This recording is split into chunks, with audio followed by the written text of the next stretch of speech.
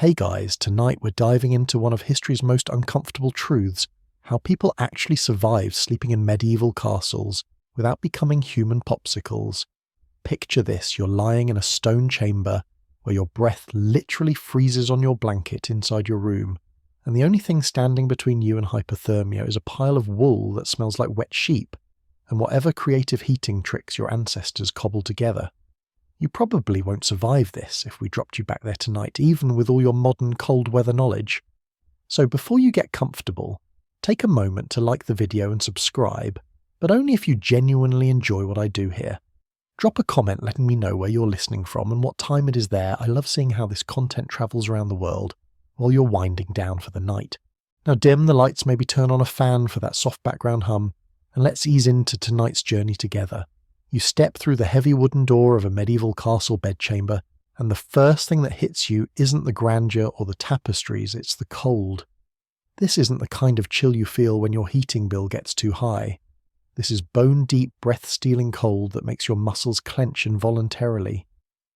The walls around you stretch upward into shadows built from stone so thick they could stop a battering ram.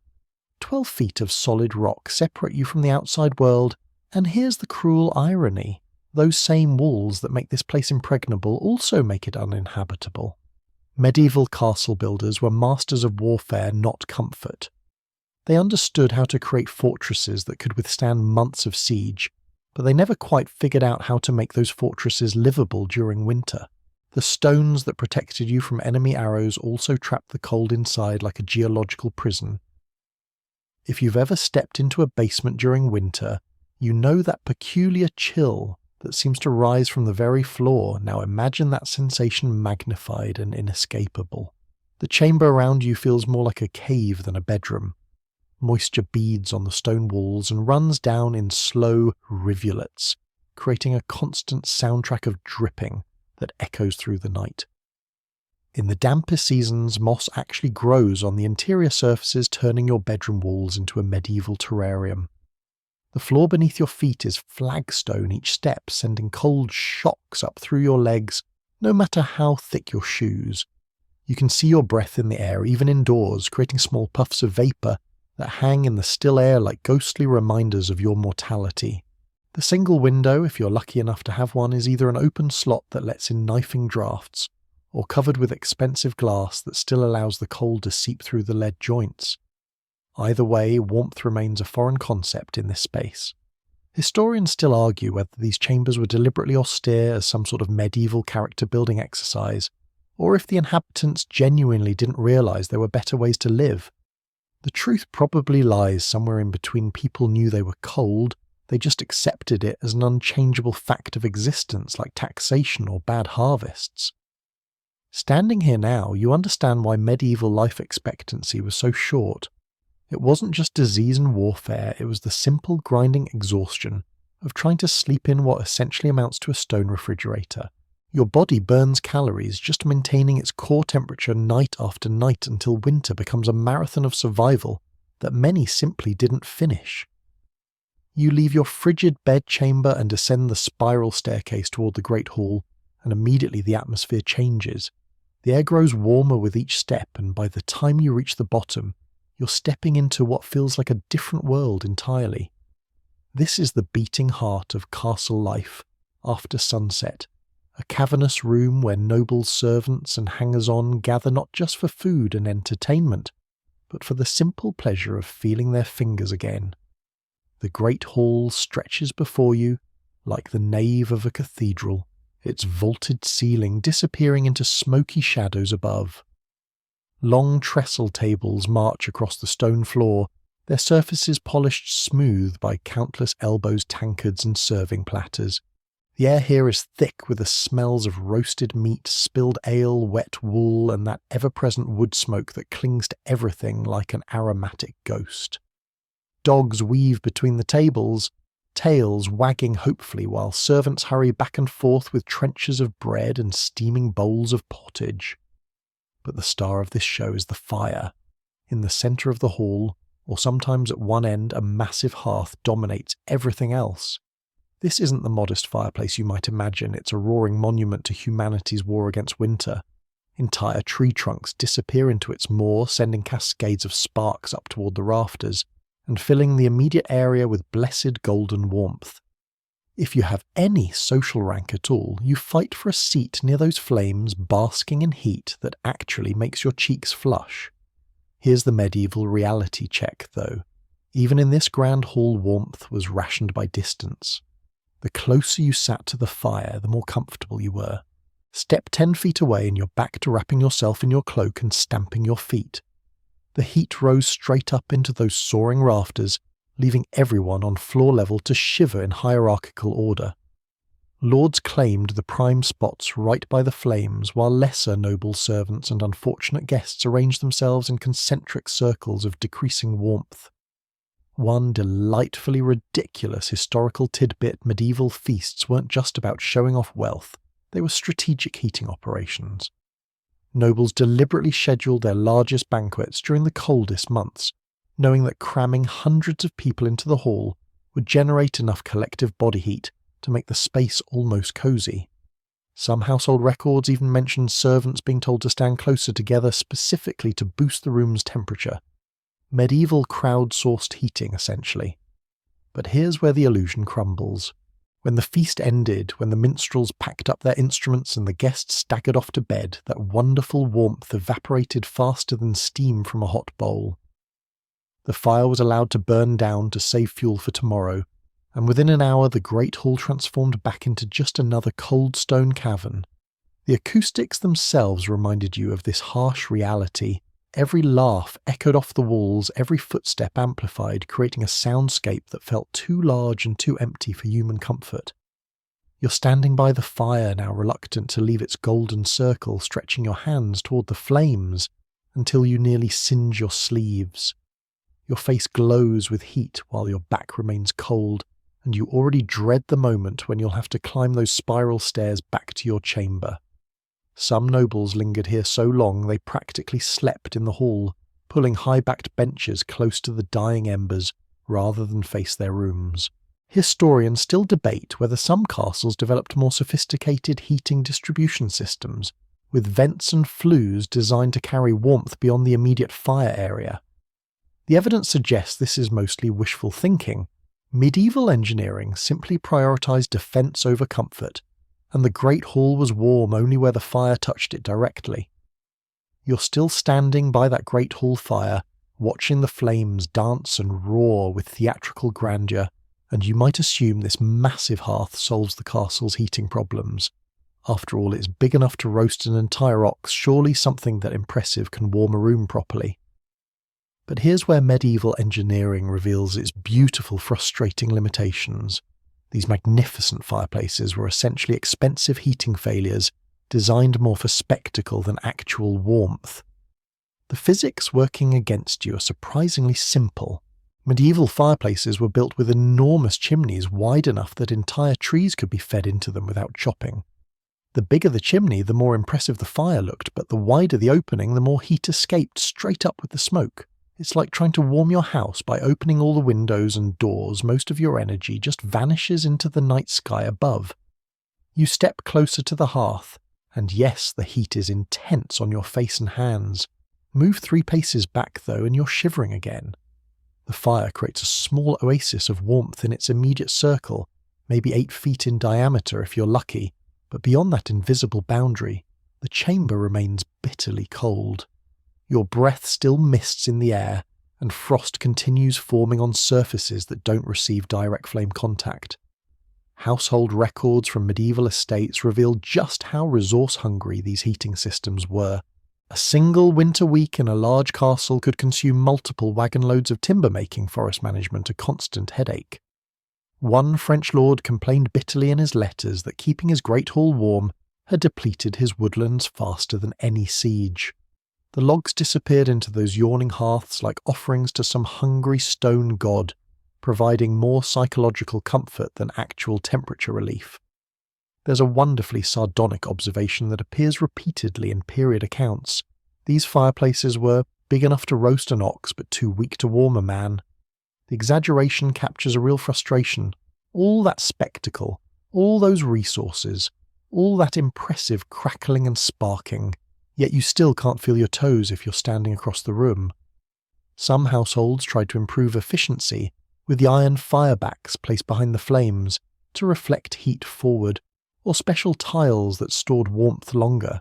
Others experimented with angled hearth designs that theoretically directed more heat into the room rather than up the chimney. But these were minor adjustments to a fundamental design flaw. You simply can't heat a massive stone room with an open fire, no matter how large you make it. The truly maddening part was the contrast. Sit directly in front of the hearth and you'd be sweating, potentially scorching your clothes or singeing your eyebrows. But your bed across the chamber might as well have been outdoors. Medieval people developed a peculiar relationship with fire, simultaneously dependent on it and frustrated by its limitations. They'd toast their fronts while their backs froze, creating a constantly uncomfortable need to rotate like human rotisserie chickens. Scholars still argue about how effective these systems actually were. Some maintain that combined with wall hangings and strategic furniture placement, castle fireplaces could create meaningful warm zones. Others contend they were primarily symbolic, more about displaying wealth and status than providing actual comfort, since most of the heat energy literally went up in smoke. Now imagine yourself in this environment. The fire roars and spits, sending sparks dancing onto the hearthstones. Smoke curls upward, leaving that distinctive tang in the air that clings to your hair and clothes. Your face feels flushed and almost burning, but your shoulders remain cold. You shuffle closer, holding out your hands until the heat becomes almost painful, then reluctantly retreat toward your sleeping area, only to feel the temperature drop with every step you take away from those useless, magnificent flames. You're walking through castle corridors now, and something catches your eye that seems oddly out of place in these stone fortresses' fabric. Lots of it. Tapestries hang from the walls in rich cascades of colour depicting hunting scenes, biblical stories or heraldic symbols in threads of gold, crimson and deep blue. These aren't just decorative afterthoughts, they're medieval humanity's attempt to turn stone prisons into something resembling homes. But the question that keeps historians arguing is whether these elaborate wall hangings actually made rooms warmer or just made people feel warmer. The theory behind tapestries seems sound enough. Hang thick woven cloth against stone walls, and you create an insulating layer that should trap air and reduce drafts. The wealthy certainly believed this worked. They spent fortunes commissioning elaborate hangings, sometimes ordering enough fabric to cover entire chambers from floor to ceiling. These weren't lightweight decorations either, but heavy wool tapestries that added substantial bulk between human occupants and the relentless cold radiating from stone surfaces. Walk up to one of these tapestries and run your hand along its surface. The wool is coarse but dense, woven tight enough to block air movement. Behind the fabric you can feel the stone wall still cold as a tomb, but the cloth does seem to create a buffer zone.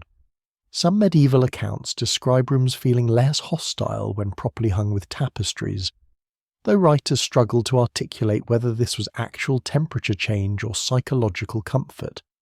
Here's where things get interesting from a scientific perspective. Modern researchers have tested similar arrangements and found that heavy fabric can indeed reduce air circulation and create slightly warmer microclimates near walls.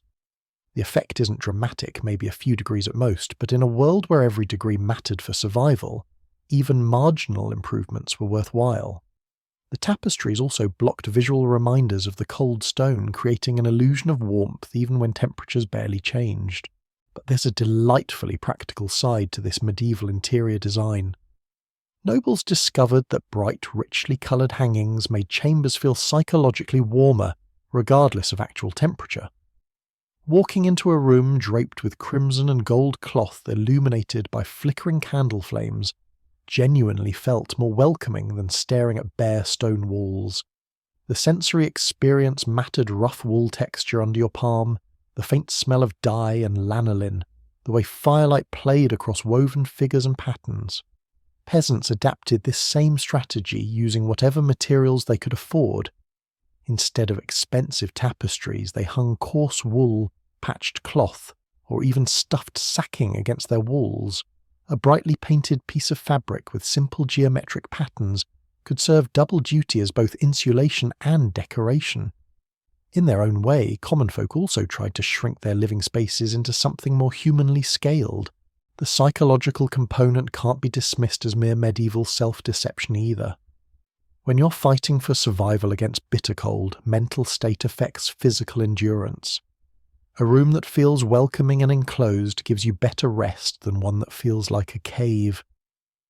The tapestries created intimate spaces within larger chambers, making the impossible task of heating a castle room seem slightly less hopeless.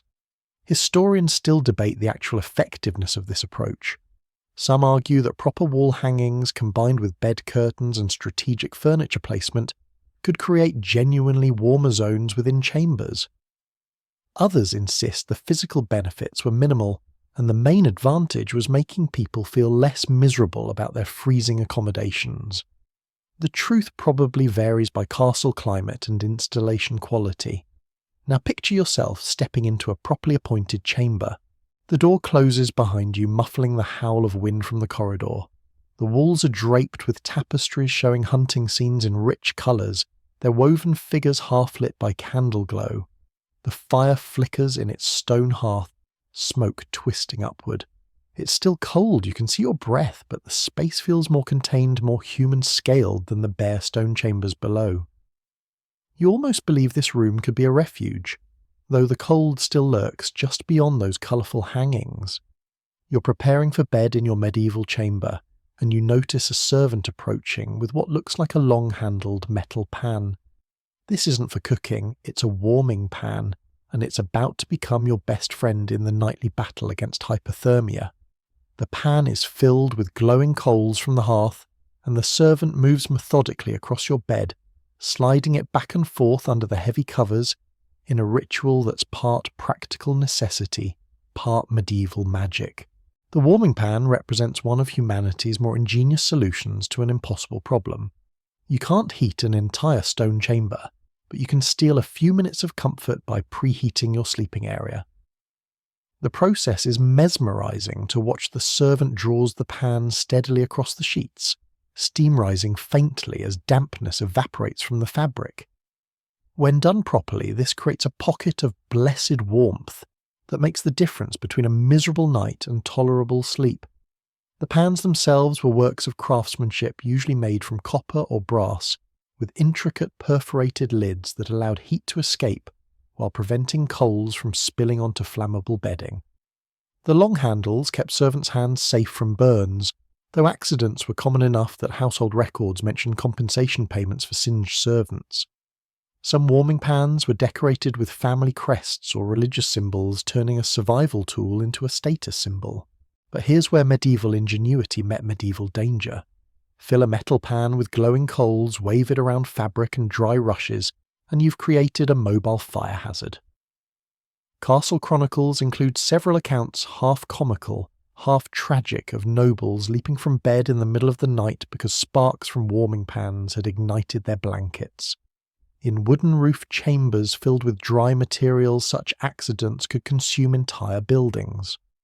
One particularly charming detail from Italian household records describes sprinkling aromatic herbs directly onto the coals before warming the bed. The smoke was thought to purify the air and ward off disease, combining practical heating with the medieval medical theory. You can almost smell it now, lavender and rosemary, mingling with the sharp tang of embers, the scent clinging to your sheets as you finally climb beneath them. The belief system around bed warming blended practical survival with supernatural protection. A properly warmed bed wasn't just physically comfortable, it was thought to prevent illness, ward off evil spirits, and ensure restful sleep free from nightmares. The warming pan ritual became a nightly blessing, a small ceremony that marked the transition from the hostile world of cold stone chambers to the hopefully peaceful realm of sleep. Historians still debate how widespread these devices actually were. Some argue they were luxury items confined to wealthy households, too expensive and risky for common folk. Others point to simpler versions, clay pots filled with embers, and wrapped in cloth that middling families could afford. The archaeological evidence is limited since such humble items rarely survived, but the written record suggests some form of bed preheating existed across social classes. Now imagine yourself experiencing this process firsthand. The servant completes the warming ritual and withdraws the pan, leaving behind air that's unexpectedly warm under the covers. You slip inside quickly, trying to trap that precious heat before it escapes. For a few magical minutes, the cocoon feels genuinely comfortable, almost startling after the bitter cold of the room. Your muscles relax, your shivering stops, and you can actually imagine falling asleep peacefully. But reality intrudes quickly. The warmth fades within 10 or 15 minutes, replaced once more by the relentless chill seeping through the covers. The trick was never about staying comfortable all night, it was about making those crucial first moments of sleep bearable. Once your body relaxed and exhaustion took over, you were more likely to drift off and let your own body heat maintain whatever warmth remained. The warming pan was ultimately a symbol of compromise with an unwinnable situation.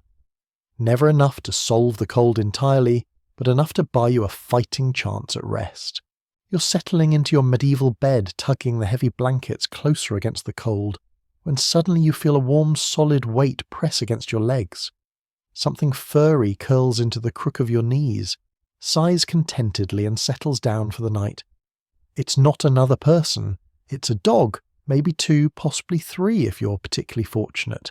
Welcome to medieval central heating, courtesy of your 4-legged roommates. Sharing your bed with animals wasn't some quaint medieval custom or a sign of poor hygiene.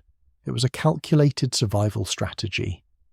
Dogs, cats, and even the occasional pig became living heating systems, their body temperatures running higher than humans, and their fur providing natural insulation. A medium-sized dog generates about as much heat as a small space heater, and unlike medieval fireplaces that warmth stayed exactly where you needed it all night long, the practice was so common that household manuals included specific instructions for bed-sharing arrangements. Small dogs were preferred for obvious reasons. A mastiff might generate more heat, but it also took up half the bed and had a tendency to sprawl. Lapdogs, terriers and spaniels became the medieval equivalent of heated blankets, compact enough to fit comfortably, while warm enough to make a real difference in your core temperature. But dogs weren't the only bedtime companions. Cats were equally popular, perhaps even more so since they required less food and maintenance. A cat curled against your chest or tucked into your armpit could keep your vital organs warm throughout the night. Their purring created a soothing soundtrack that helped mask the unsettling sounds of wind and settling stone that echoed through castle chambers after dark. There's a wonderfully practical detail in medieval household accounts about bed dogs being specifically bred and trained for this purpose. These weren't working dogs or hunting hounds, they were professional sleep companions selected for their small-size calm temperament and heat-generating capacity. Some noble families maintained entire kennels of bed dogs, rotating them to ensure fresh, warm companions every night. The animals seemed to understand their role too. Dogs would position themselves strategically, often settling against their human's back, or curled around their feet, the areas where heat loss was greatest. Cats showed an uncanny ability to find the warmest spots under covers, sometimes burrowing so deep into blankets that only their purring revealed their location. It was a mutually beneficial arrangement. Humans got warmth, animals got food and shelter. Of course, there were drawbacks to this medieval heating system. Dogs occasionally had nightmares, startling awake and disrupting everyone's sleep. Cats were notorious for using their human's bladder as a springboard when making midnight hunting expeditions.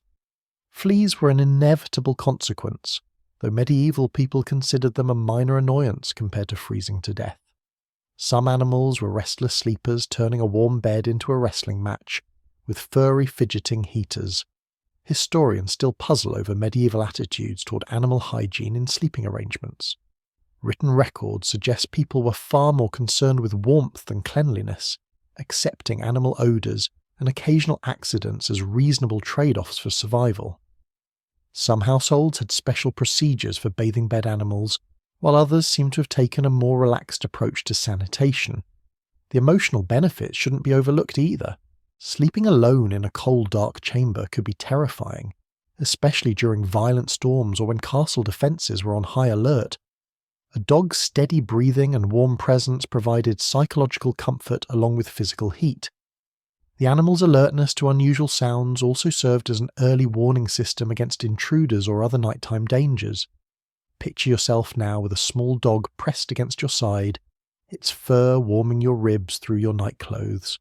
Its breathing is steady and comforting, a living reminder that you're not alone in this stone fortress. Another dog has claimed the space near your feet, its body heat radiating through the blankets. A cat has somehow found its way under the covers, entirely a purring hot water bottle against your stomach. For the first time since entering this chamber, you can actually imagine falling asleep without shivering. You're lying in your medieval bed, now surrounded by your furry heating system, and you start to appreciate the complex mathematics of medieval sleep. This isn't simply a matter of throwing on a blanket and calling it a night. It's a carefully calculated layering system where the wrong combination could mean the difference between rest and hypothermia. Every piece of fabric, every animal companion, every position you choose is part of an equation that your ancestors solved through cold, hard experience. The base layer starts with your sleeping clothes, which weren't the lightweight pajamas you might expect. Medieval people slept in wool undergarments, often the same ones they wore during the day because changing clothes in a freezing room was an invitation to pneumonia. Over this went a linen shirt or chemise, then possibly a wool tunic if the night was particularly brutal. The key was creating air pockets between layers, while avoiding so much bulk that you couldn't move. Next came the bedding itself, and here's where medieval textile technology shows its ingenuity. The mattress was typically a canvas sack stuffed with straw wool, or feathers, the last being a luxury that only the wealthy could afford. Straw was cheap, but lumpy wool was warmer but expensive, and feathers provided both insulation and comfort, but required constant maintenance to prevent them from becoming matted and useless. On top of the mattress came sheets usually made from linen or coarse cotton if you were fortunate. These weren't for comfort, they were barriers between your body and the rougher materials above. Then came the real engineering layer upon layer of blankets, each serving a specific function in your survival strategy. Wool blankets went closest to your body for insulation, followed by fur throws if available topped, finally by heavy tapestry coverlets that trapped all the warm air you'd managed to generate. The wealthy added an extra layer of luxury and practicality fur lining sewn into fabric covers. Ermine fox rabbit or sheepskin created pockets of warmth that could keep you comfortable even when the chamber temperature dropped below freezing. Some household inventories list beds with 6 or 7 different covering layers, each carefully chosen for its thermal properties and arranged in a specific order that medieval people learned through generations of trial and error. But here's the crucial detail that modern people often miss: these weren't just random piles of fabric. Medieval sleepers understood concepts like heat retention, moisture management, and air circulation in ways that would impress modern outdoor enthusiasts. They knew that too many tight layers could trap dampness and actually make you colder. They understood that certain materials worked better next to skin, while others performed better as outer barriers. The positioning strategy was equally sophisticated. You didn't just climb into bed and hope for the best. You arranged yourself and your layers with military precision. Feet were the most vulnerable to heat loss, so extra blankets were tucked and wrapped around the foot of the bed. Arms were kept close to the body to minimize exposure. The head was often covered with a nightcap that coordinated with the overall thermal system. Medieval people also discovered the importance of creating a sealed environment under their covers. The edges of blankets were tucked carefully under the mattress or weighted down to prevent heat from escaping. Some beds had special clamps or ties that secured the coverings, turning the sleeping area into a fabric fortress against the cold. Getting up to relieve yourself meant dismantling this entire system and rebuilding it when you returned, a process so disruptive that chamber pots were considered essential equipment. Historians still debate whether medieval people understood the science behind their layering systems or simply followed traditions that worked. The written evidence suggests they had an intuitive grasp of thermal dynamics, often describing the weight of warmth and the need to trap heat under covers. Some household manuals include surprisingly detailed instructions for arranging bedding for maximum efficiency. Now imagine yourself mastering the system. You've positioned your wool undergarments, arranged your sheets, and carefully layered your blankets in the proper sequence. Your dogs are positioned strategically for heat transfer. The covers are tucked and sealed around you. For the first time since entering this stone chamber, you can feel your body temperature stabilizing. The weight of all those layers feels protective rather than oppressive, like being wrapped in a textile cocoon designed specifically for survival. You wake up in your medieval chamber to pale morning light filtering through what might be the most expensive feature in the entire castle glass windows. If you're fortunate enough to be sleeping in quarters with actual glazing, you're experiencing luxury that most people could never afford. But here's the fascinating paradox: those beautiful glass windows that marked you as wealthy also made your room significantly colder than chambers with simple wooden shutters. Medieval window glass was nothing like the clear insulating panels we know today. These were small, thick pieces of greenish glass held together with lead strips, creating a patchwork effect that let in light while blocking wind sort of. The lead joints were imperfect seals, allowing cold air to seep through in tiny streams that created microclimates of chill throughout the room. Standing near a glazed window on a winter morning, you could feel distinct cold currents flowing down the glass surface and pooling on the floor below. The alternative was wooden shutters that could be closed completely, sealing out both light and drafts. From a purely thermal perspective, shutters were far superior. They created an airtight barrier that actually kept chambers warmer, but they also plunged rooms into complete darkness, making it impossible to perform any tasks that required vision. Medieval people faced a constant choice: light or warmth, but rarely both simultaneously. Here's where medieval ingenuity shows up in interesting ways. Some castle chambers featured hybrid systems with both glass and shutters, allowing occupants to adjust their windows based on weather conditions and daily needs. On brutally cold nights, wooden shutters went up regardless of the expensive glass behind them. During milder weather, the glass could provide light while offering some protection from wind. The social implications of window choices reveal fascinating class dynamics. Wealthy nobles insisted on glass windows as status symbols even when they knew the chambers would be colder. The ability to read or work by natural light was considered more valuable than physical comfort, a medieval example of suffering for fashion. Servants' quarters typically had shuttered windows that were actually more practical for sleeping, though they offered no possibility of natural illumination. One delightfully specific detail from household accounts describes the ritual of window preparation before winter storms. Servants would stuff cloth or straw into the gaps around glass panels, essentially turning expensive windows into improvised weather barriers. The glazing still provided some light, but the gaps were sealed against the worst drafts. This temporary weatherproofing had to be redone after every major storm. Some castles experimented with oiled parchment or thin sheets of horn as window coverings, cheaper than glass but more transparent than wood. These materials provided a compromise between cost light and thermal efficiency, though they were vulnerable to tearing and required frequent replacement. A few innovative households used multiple layers of different materials, creating primitive double glazing systems. The morning routine in glazed chambers involved a peculiar dance between light and warmth. You might open shutters to let in enough light for dressing, then quickly close them to preserve heat while you struggled into your layers of clothing. Some people learned to dress entirely by firelight rather than endure the temperature drop that came with opening windows. Historians still argue about whether medieval people truly understood the thermal trade-offs they were making with their window choices. Some evidence suggests they recognized the insulating properties of different materials and made conscious decisions based on their priorities. Other accounts imply they simply followed social expectations without fully grasping the comfort costs. The psychological impact of windows shouldn't be underestimated either. Waking up in a chamber with natural light felt fundamentally different from emerging from complete darkness.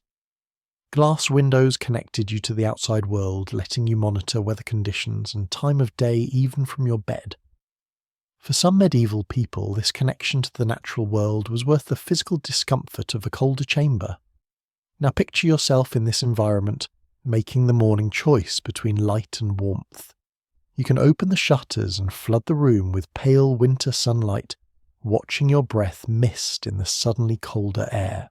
Or you can keep them closed and dress by firelight, preserving every degree of heat your careful layering system managed to generate overnight.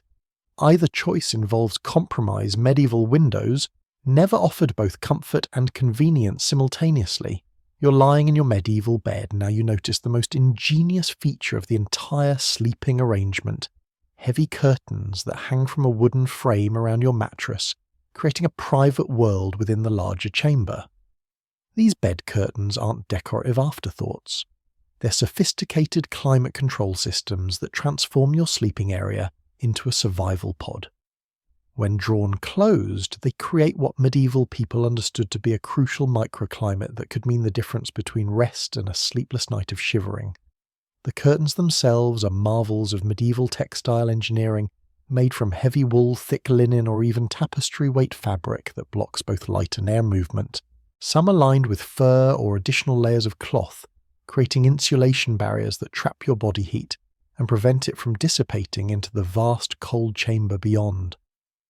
The fabric often matches the room's tapestries, creating a coordinated environment that feels more like a textile fortress than a bedroom.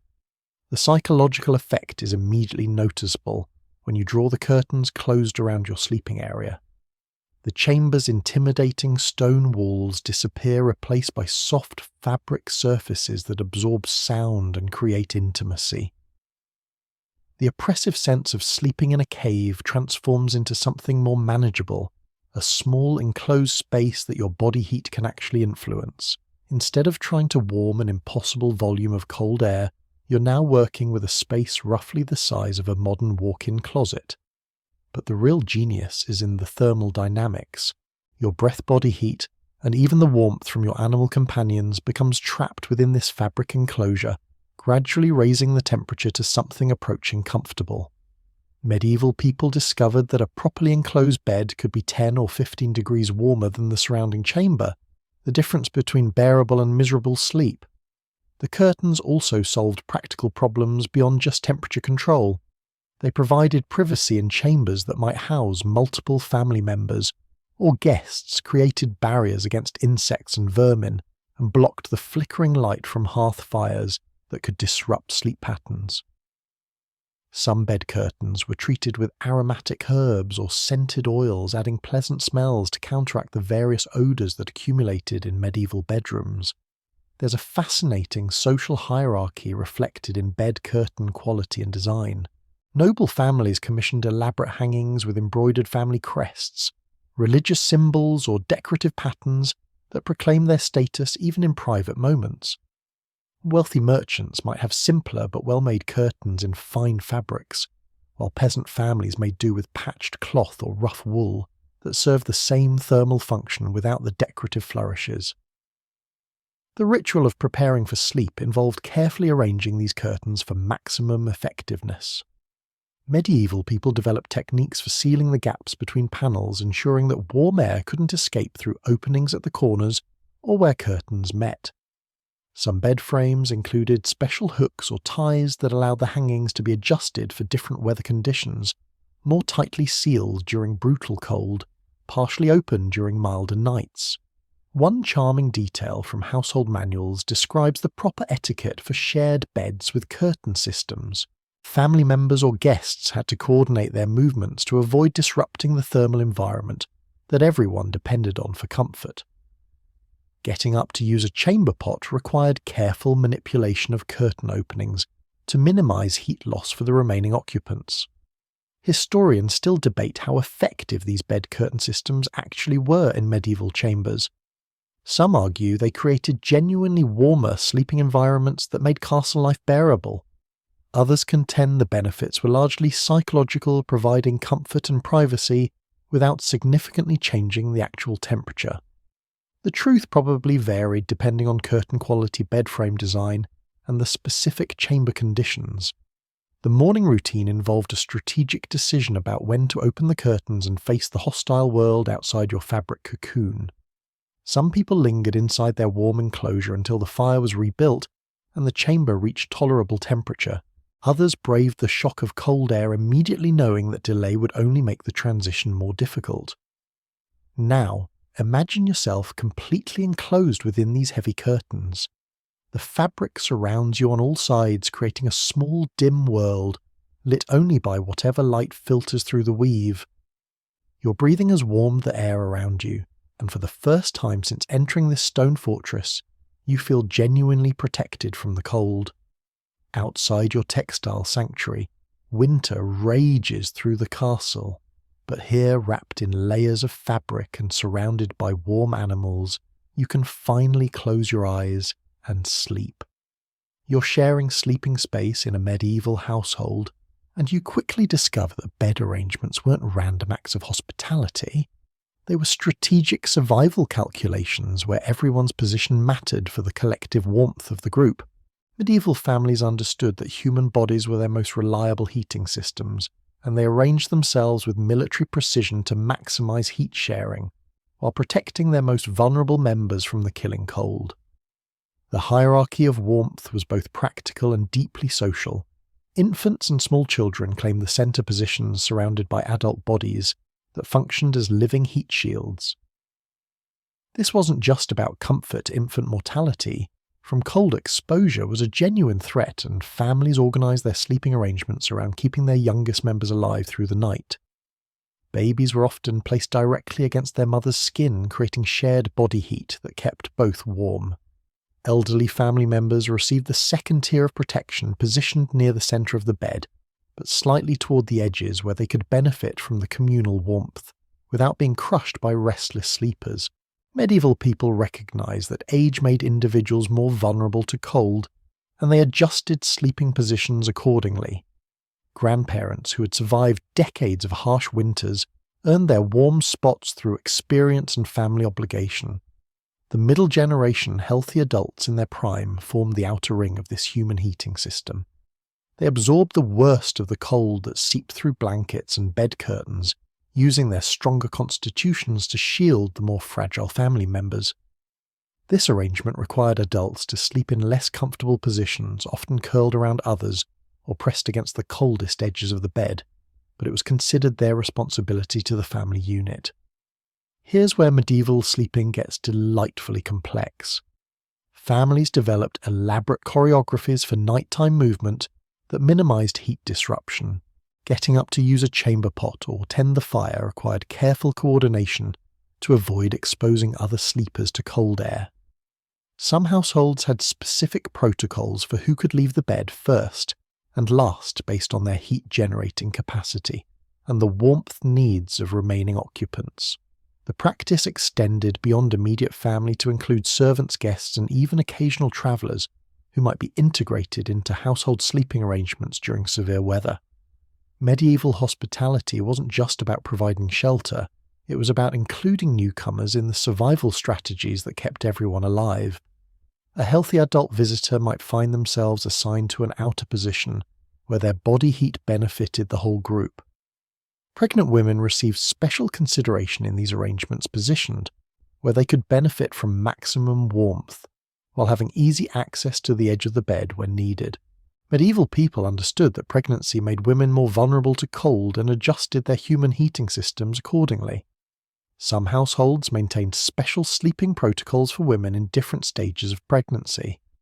One fascinating detail from medieval household records describes families practicing sleep rotations, where positions changed throughout the night based on who was generating the most heat and who needed it most. A person who had been working near the fire all evening might start in an outer position, then move toward the center as their body temperature dropped. It was a fluid system that responded to the changing thermal needs of the group. The social dynamics of shared warmth created interesting challenges. Personal privacy was essentially non-existent, but survival took precedence over comfort, Medieval people developed social protocols for managing the intimacy that came with pressing multiple bodies together for warmth arrangements that had to respect family relationships while acknowledging physical necessities. Children learned these positioning strategies from an early age, understanding their roles in the family heating system, long before they could comprehend the reasoning behind it.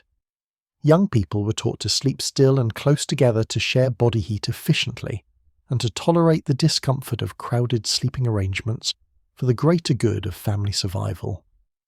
Historians still study medieval attitudes towards shared sleeping spaces, particularly how families balanced privacy concerns against survival needs. Written evidence suggests that physical warmth was considered more important than personal space, and that medieval people had different concepts of bodily privacy than modern individuals might expect. Picture yourself now as part of this human heating system. You're pressed close to other warm bodies, feeling the rise and fall of their breathing, sharing the small warm space under heavy blankets.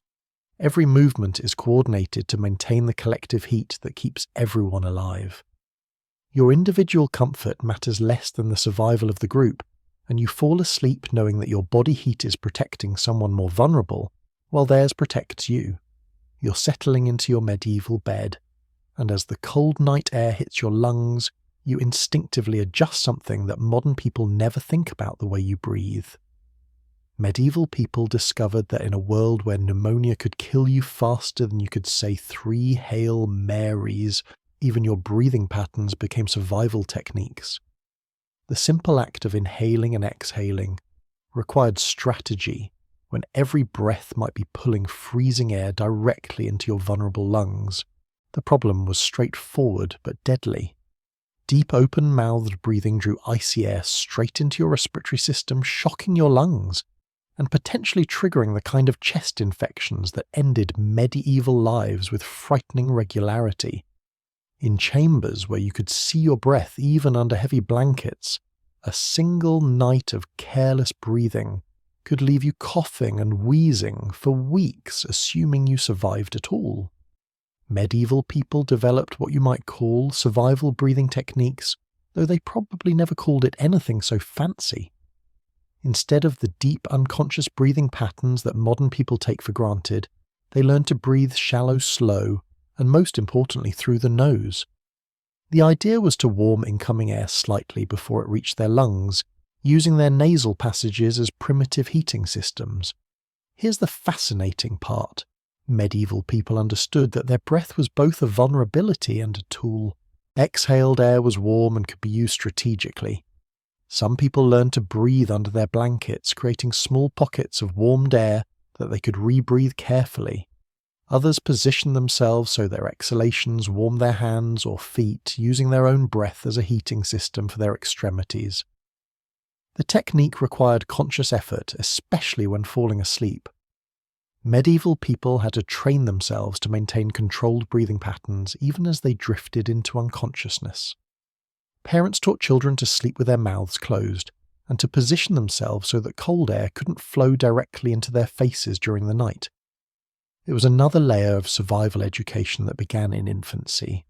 One particularly clever adaptation involved using bed curtains and blanket arrangements to create breathing spaces that were slightly warmer than the surrounding chamber air. By positioning fabric to trap and recirculate their exhalations, medieval people could create microclimates around their faces that made sleep breathing less dangerous. Some household manuals describe specific ways to arrange bed linens to achieve this effect.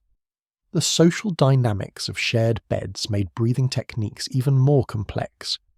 Families sleeping together had to coordinate their breathing patterns to avoid breathing cold air onto each other or disrupting the warm air pockets that others had created.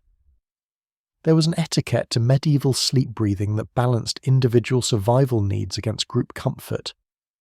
Medieval medical texts show a sophisticated understanding of how cold air affected the lungs and respiratory system. Physicians recommended specific breathing exercises for different weather conditions and advised patients on how to position themselves during sleep to minimize respiratory exposure to freezing air. Some treatments for winter illnesses focused specifically on retraining breathing patterns. The practice extended beyond nighttime sleep to include daytime rest, and even work activities. Medieval people learned to modify their breathing when working outdoors, when tending fires that produce both heat and smoke, and when transitioning between spaces of different temperatures. Controlled breathing became a survival skill as important as knowing how to start a fire or preserve food. Here's a detail that shows up repeatedly in medieval accounts. People describe the sensation of their breath freezing in their throats during particularly cold nights. This wasn't metaphorical language. They were experiencing actual condensation and cooling of exhaled moisture that made breathing uncomfortable and potentially dangerous. Learning to manage this sensation was crucial for winter survival. Historians still study medieval medical texts to understand how extensively these breathing techniques were taught and practiced. Some evidence suggests they were common knowledge passed down through families, while other sources imply they were specialized knowledge shared by healers and physicians. The truth probably varied by region and social class. Now imagine yourself mastering these ancient breathing techniques. You're lying under your heavy blankets, consciously controlling each breath to warm the air before it reaches your lungs. Your exhalations create small pockets of warmth around your face, and you've positioned your body to take advantage of the slightly warmer air trapped in your bed curtains.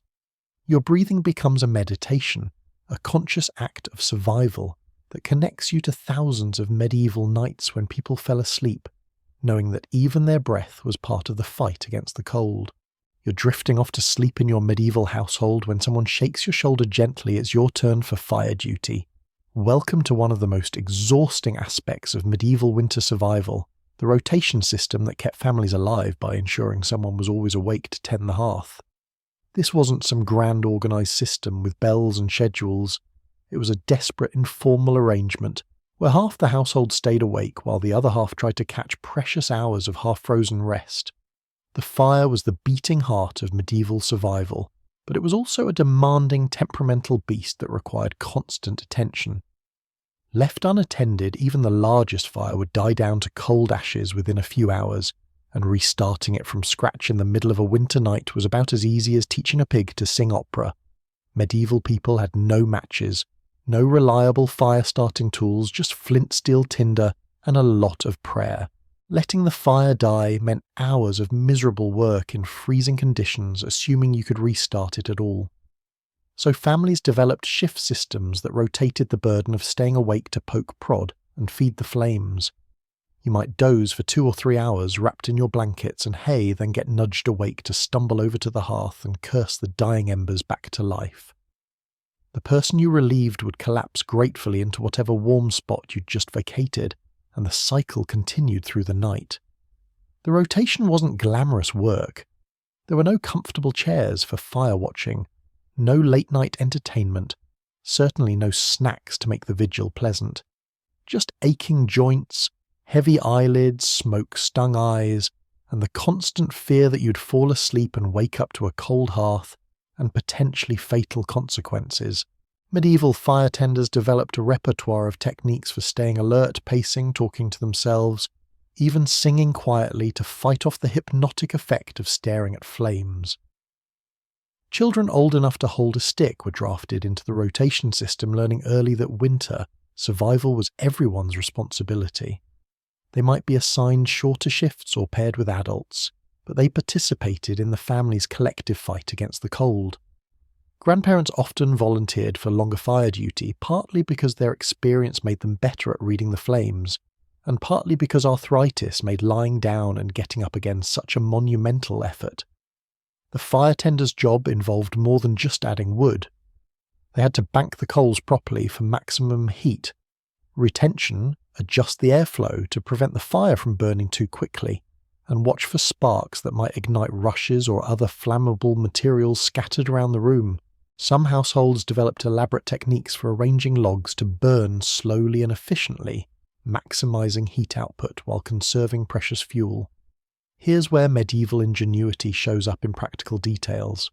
Fire tenders learned to read the flames like a language, understanding which colours and patterns indicated a healthy fire versus one that was about to die. They developed methods for reviving weak fires without starting over, completely using techniques passed down through generations of winter survivors. The knowledge was literally life or death information. The social dynamics of fire shifts created interesting family tensions. Nobody wanted the cold, lonely hours of fire duty, but everybody understood that their survival depended on someone accepting the responsibility. Arguments broke out over fair rotation schedules, with accusations that some family members were shirking their duties or taking shorter shifts. Medieval households had to balance survival needs against human nature. One fascinating detail from household records describes families developing backup plans for fire emergencies. Some kept small containers of glowing coals buried in ashes as insurance against complete fire failure. Others maintained relationships with neighbours who might provide emergency flames if their own hearth died completely. The medieval equivalent of jumper cables, essentially. The psychological toll of fire duty shouldn't be underestimated. Sitting alone by flickering flames while wind howled outside and family members slept fitfully nearby created a peculiar form of isolation. Fire tenders had to battle not just physical fatigue but also the mental strain of being responsible for everyone's survival during the darkest, coldest hours of the night. Modern sleep researchers studying medieval patterns note that this rotation system created what they call polyphasic sleep, multiple short sleep periods instead of one long stretch. Medieval people adapted to sleeping in chunks, grabbing rest whenever possible, and functioning on less total sleep than modern people typically require. Picture yourself now taking your turn at fire duty. Your family sleeps around you wrapped in their layers of wool and fur, while you crouch by the dying flames with a stick in your hand. Your eyes water from smoke, your back aches from the uncomfortable position, but you understand that letting this fire die means everyone you love might not wake up warm tomorrow morning. You're watching the fire duty rotation, but there's another medieval heating technique happening simultaneously that's both ingenious and potentially lethal, the ancient art of heated stone therapy. Someone probably, whichever family member lost the evening's argument about chores, is fishing flat stones out of the heart of the fire, using a pair of makeshift tongs, preparing to transform these glowing rocks into medieval heating pads that could provide hours of blessed warmth or accidentally burn down the entire household. The process requires a delicate balance between helpful and third-degree burns. The chosen stones, usually flat river rocks that wouldn't explode when heated, were placed directly in the hottest part of the fire and left to roast until they were almost too hot to handle. Medieval people learned through painful experience which types of stone worked best. Sandstone and slate were reliable, while limestone and other porous rocks had an alarming tendency to crack or even explode when heated rapidly. Retrieving the stones was an art form in itself. Using wooden poles, metal tongs, or sometimes just thick leather gloves, the designated stone warmer had to extract glowing rocks from active fires without dropping them, singeing themselves or scattering burning coals across flammable floor rushes. More than one medieval household record mentions compensation payments for servants who suffered burns during stonewarming duties, suggesting this was both common practice and commonly dangerous. Once successfully extracted, the red-hot stones were carefully wrapped in layers of cloth-old rags, or sometimes placed in clay pots specifically designed for the purpose. The wrapping had to be thick enough to prevent burns, but not so thick that it blocked all the heat.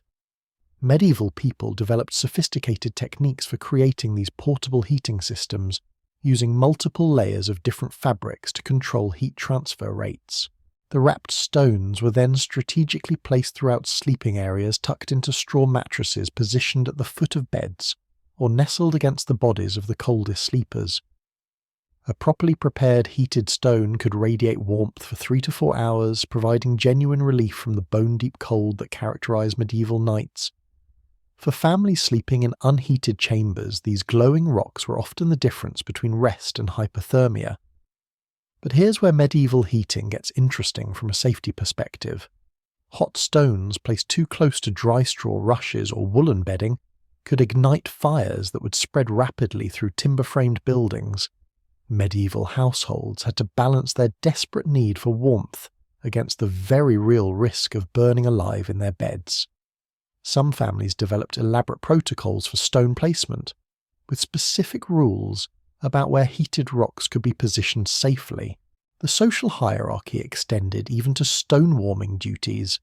Infants and elderly family members received priority access to the warmest stones, while healthy adults made do with cooler rocks or shared heated stones among multiple people.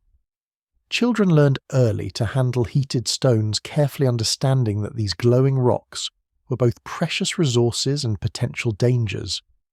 One particularly clever innovation mentioned in household records involved creating stone chains, sequences of heated rocks placed throughout sleeping areas to create zones of warmth that could be refreshed as individual stones cooled.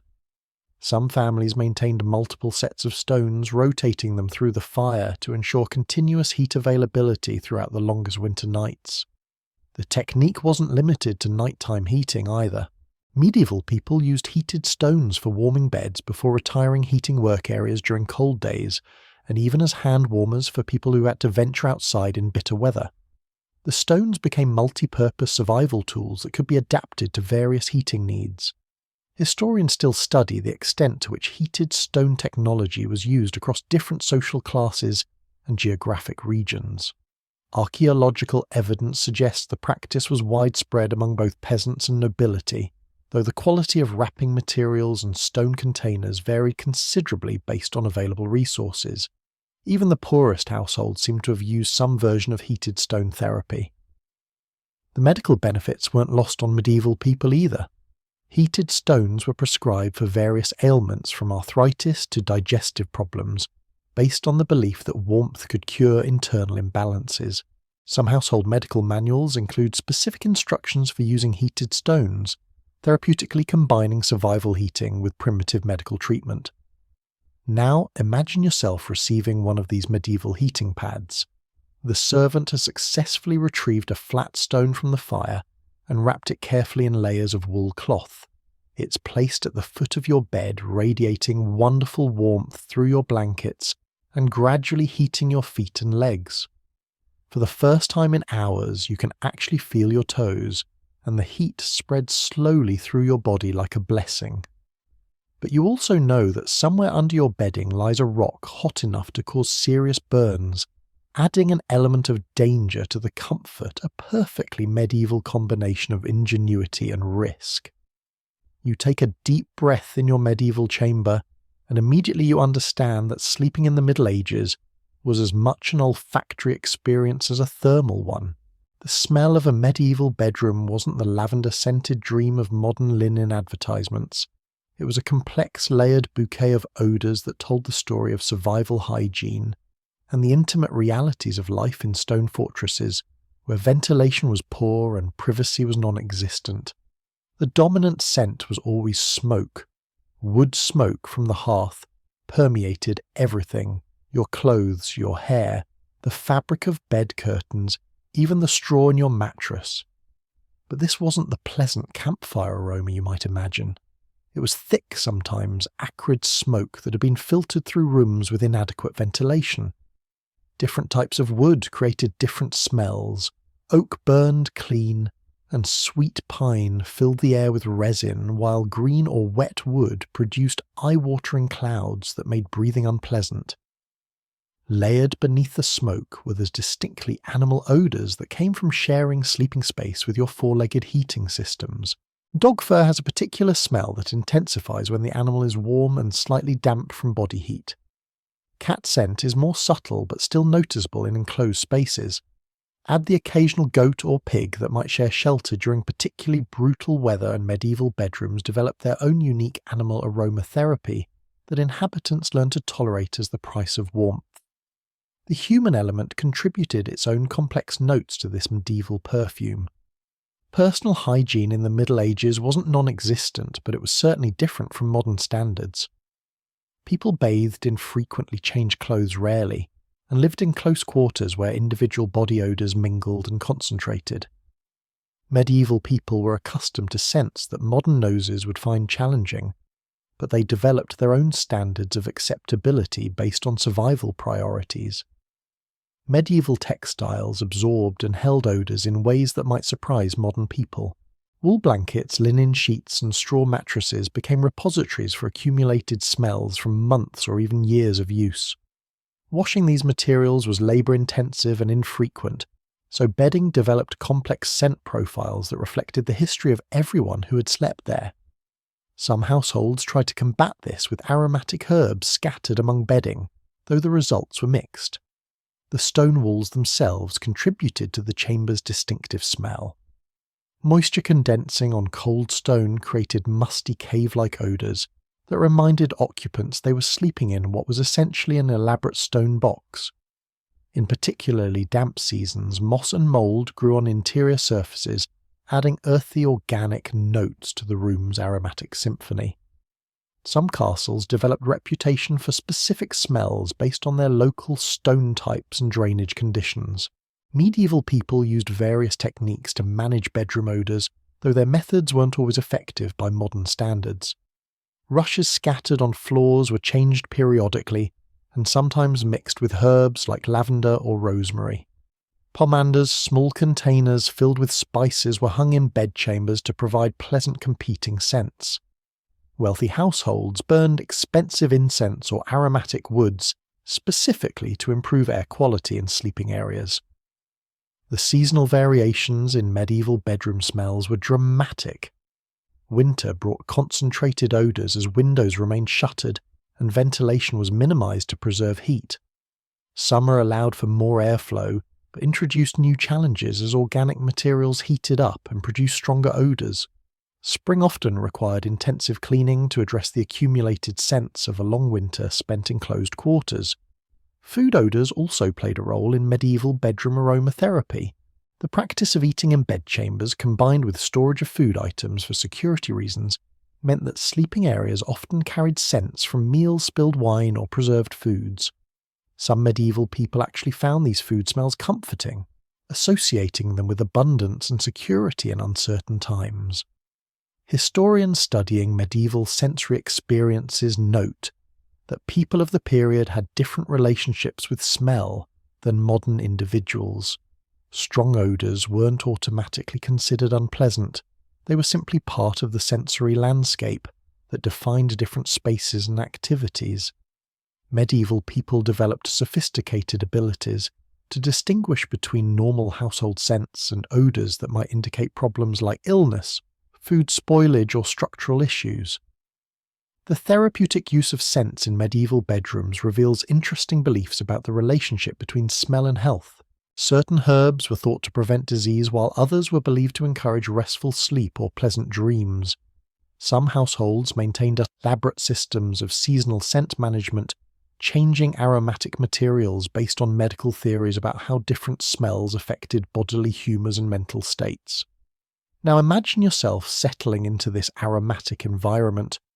The smoke from the dying fire mingles with the warm scent of dog fur and the musty smell of wool blankets. There's a faint herbal note from lavender scattered in the rushes, underlying notes of human habitation, and the ever-present stone and moisture smell of the castle itself. It's not unpleasant once you adjust, it's simply the smell of medieval survival as distinctive and necessary as any other aspect of fortress life. You're attending a medieval feast in the Great Hall, but this isn't just about showing off wealth or celebrating. This is strategic warfare against winter, where nobles discovered that cramming hundreds of warm bodies into stone chambers could temporarily transform freezing fortresses into something approaching habitable. Medieval feast planning became a sophisticated exercise in crowd-sourced heating, with guest lists calculated not just for social impact, but for their collective thermal contribution to the castle's survival strategy. The logistics of medieval heating by gathering were surprisingly complex.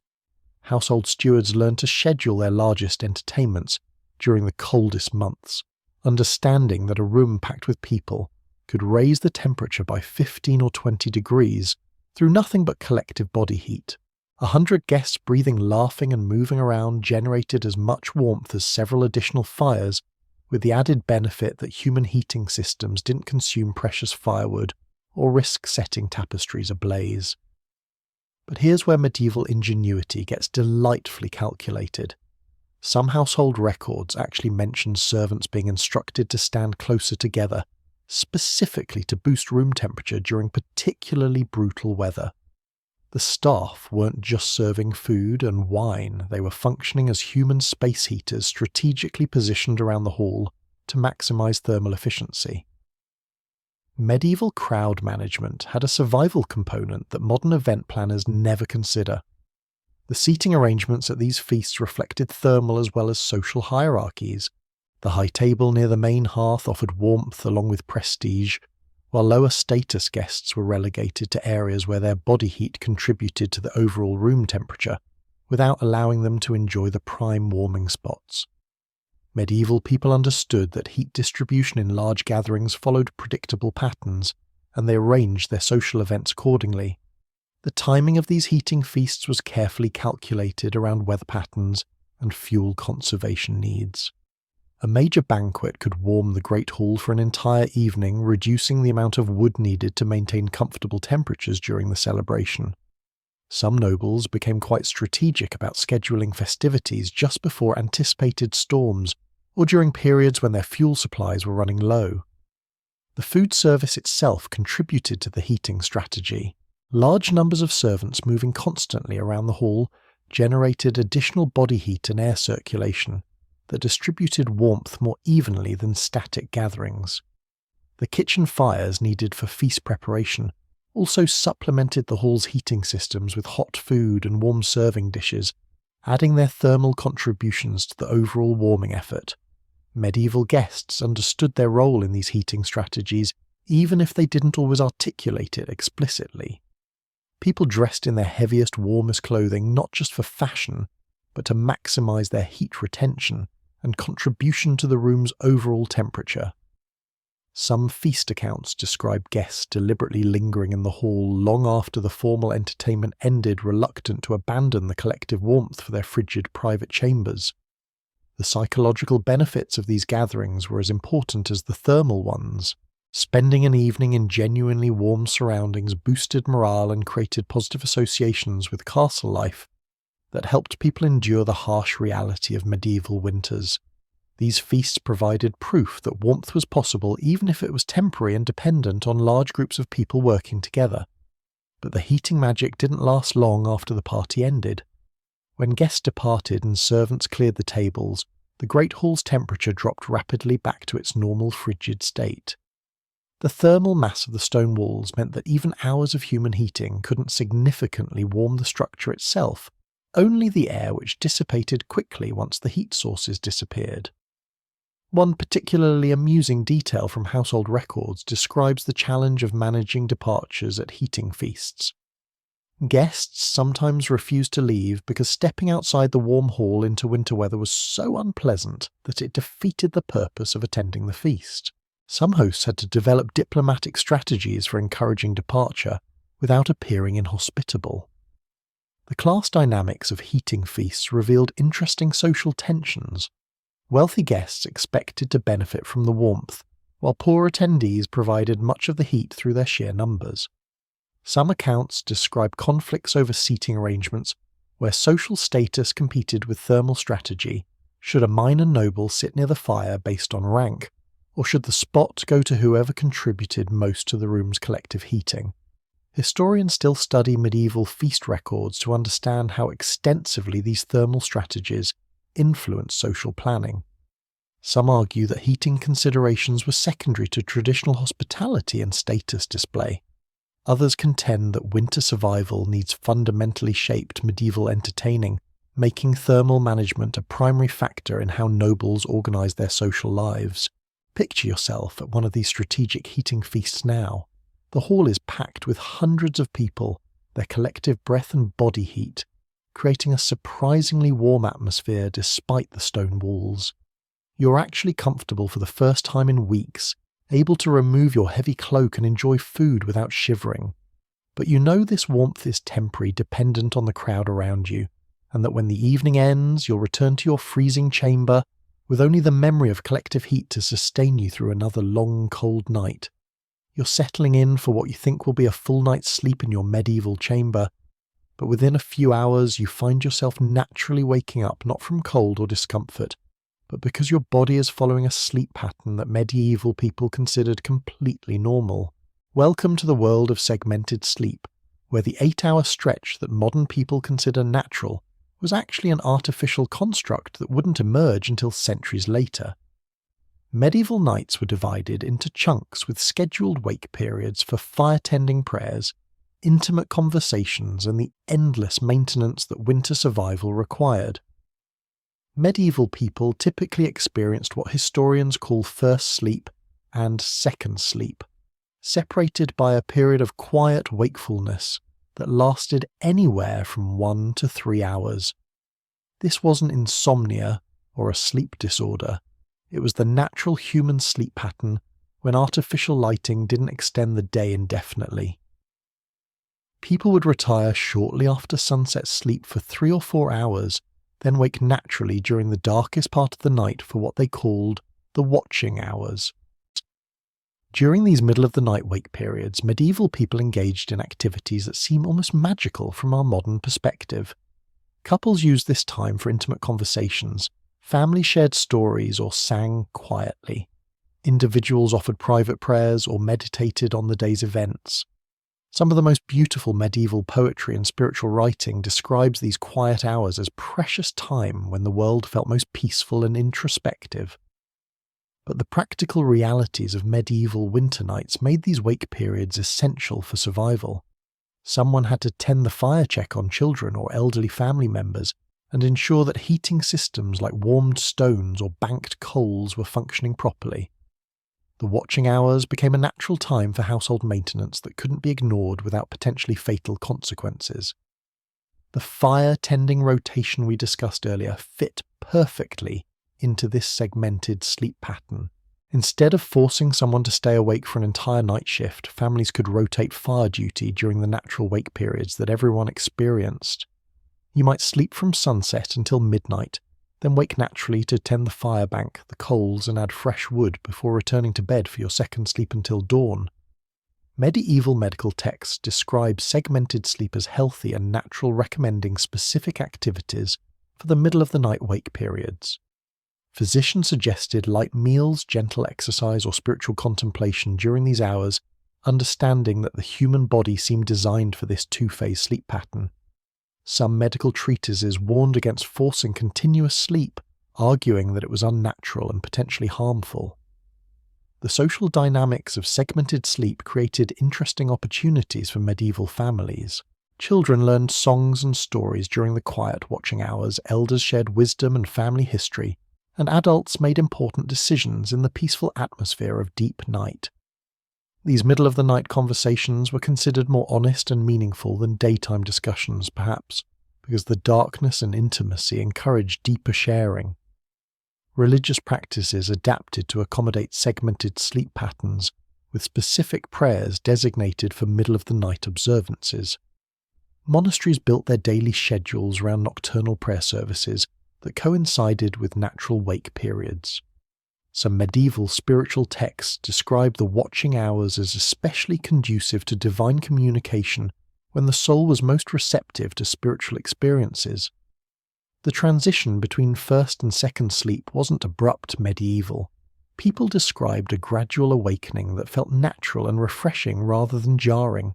They used this time to adjust their sleeping positions, rearrange their blankets and heating stones, and check on their animal bed companions. The wake period became an opportunity to optimize their sleeping arrangements for the remaining hours of the night. Medieval literature is filled with references to nighttime activities that modern people find puzzling until they understand segmented sleep patterns. Characters and stories naturally wake during the night for conversations, contemplation, or domestic tasks without this being presented as unusual or problematic. The watching hours were simply part of normal human experience. The seasonal variations in segmented sleep were dramatic. Winter nights were longer and colder, creating extended periods between first and second sleep, when families huddled together around dying fires, sharing body heat and conversation. Summer nights allowed for different activities during wake periods, tending gardens, checking livestock, or or simply enjoying the cooler temperatures after hot days. Historians studying medieval sleep patterns note that this segmented approach may have been more restful than modern continuous sleep, allowing the body to process the day's experiences during the natural wake period before entering a deeper, more restorative second sleep. Medieval people rarely complained of insomnia or sleep disorders, suggesting their natural patterns were well adapted to human physiology. Picture yourself now experiencing this ancient sleep rhythm. You've dozed off after sunset, surrounded by your carefully arranged layers of warmth, and now you're naturally waking in the deep of night. The chamber is quiet except for the soft breathing of your bed companions and the occasional crackle from the dying fire. This isn't a disruption, it's simply time for the watching hours when medieval people found some of their most peaceful moments in an otherwise harsh and demanding world. You're watching the segmented sleep routines of a medieval household, but your attention is drawn to the family's most precious and vulnerable members, the children who required specialized survival techniques that went far beyond simply providing them with warm blankets. Medieval child survival during winter nights was a community effort that combined ancient wisdom, desperate innovation, and the kind of fierce protection that emerged when families understood that losing a child to cold was an ever-present threat that required constant vigilance. Infants presented the greatest challenge and received the most elaborate protection systems. Medieval people understood that babies couldn't generate enough body heat to survive castle chambers on their own, so they developed sophisticated co-sleeping arrangements that essentially turned adult bodies into human incubators. Newborns were placed directly against their mother's skin, often inside the mother's own clothing, creating shared body heat that kept both warm while allowing for easy nighttime feeding. The practice of warming chains for children was both ingenious and exhausting for adults. Families arranged themselves so that each child was positioned between two adults or older siblings, creating human heating sandwiches that maximized body heat sharing. Parents often sacrificed their own comfort, sleeping in cramped positions to ensure their children remained warm throughout the night. Some families rotated adult positions so that the warmest person was always next to the youngest child. Medieval people developed specialized clothing systems for children that were far more sophisticated than simply providing smaller versions of adult garments. Infants were wrapped in multiple layers of soft wool, often sewn into sleep sacks that prevented them from kicking off coverings during the night. Older children wore wool undergarments that covered them from neck to toes, with additional outer layers that could be added or removed based on the night's temperature. The heating stone techniques we discussed earlier were adapted specifically for child safety. Instead of placing hot stones directly in children's beds, families used clay containers or thick cloth wrappings that provided warmth without risk of burns. Some households maintained separate sets of smaller cooler stones, specifically for children, understanding that young skin was more vulnerable to heat damage than adult skin. Medieval children learned cold survival techniques from an early age, but in ways that seemed like games rather than survival training. They were taught to sleep curled in tight balls to conserve body heat, to recognize the signs of dangerous cold exposure, and to wake adults if they or their siblings were becoming too cold. Children became active participants in family heating strategies rather than passive recipients of adult protection. The dietary strategies for keeping children warm during winter nights reveal sophisticated medieval understanding of metabolism and heat generation. Children were given warm, calorie-rich foods before bedtime, honey cakes, warm milk mixed with spices or thick porridges that their bodies could burn for heat throughout the night. Some families saved their richest foods for children, understanding that young bodies needed more fuel to maintain temperature in cold environments. One particularly touching detail from medieval household records describes families creating child warming ceremonies, where the entire household participated in preparing children for cold nights. Adults would warm bed linens, arrange heating stones, and ensure children were properly dressed before tucking them into carefully prepared sleeping areas. These rituals reinforced community commitment to child survival while making the children feel secure and protected. The social hierarchy that governed adult heating arrangements was suspended when it came to child safety. Noble children and peasant children received similar protection strategies because medieval people understood that cold was an equal opportunity killer that didn't respect social status. Even the poorest families prioritized child warmth over adult comfort, reflecting deep cultural values about protecting the most vulnerable community members. Medieval people also developed early warning systems for recognizing when children were in thermal distress. Adults were taught to monitor children's breathing skin color and responsiveness throughout the night, understanding that young bodies could slip into dangerous hypothermia more quickly than adult bodies. Families maintained protocols for warming children who showed signs of cold exposure, including specific techniques for gradually restoring body temperature without causing thermal shock. The emotional support provided to children during cold nights was as important as the physical protection. Medieval parents understood that fear and anxiety made children more vulnerable to cold, so they developed bedtime routines that combined warmth with comfort. Stories, songs, and gentle conversations helped children relax and fall asleep more easily, while the close physical contact required for heat sharing provided emotional reassurance along with thermal protection. Medieval medical texts include surprisingly detailed instructions for caring for cold-exposed children, suggesting this was a common enough problem that physicians developed standardized treatments. These medical approaches combined practical warming techniques with herbal remedies and prayer, reflecting the multi-layered medieval approach to child health and survival. Picture yourself now watching a medieval family prepare their children for a cold night. The youngest infant is placed skin to skin against the mother wrapped in her warm clothing. Toddlers are positioned between adults surrounded by carefully arranged layers of wool and fur.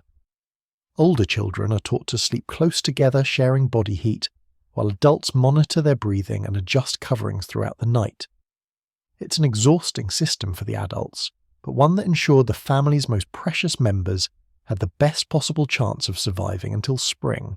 You're climbing the winding stone stairs away from the great hall's failing warmth, but instead of heading to the standard bedchambers, you're entering what medieval people called a solar, a private room designed to capture one of the few reliable sources of heat that didn't require constant human effort. These upper floor chambers represented medieval humanity's attempt to work with physics rather than against it, using the simple fact that warm air rises to create slightly more habitable sleeping spaces in otherwise impossible castles.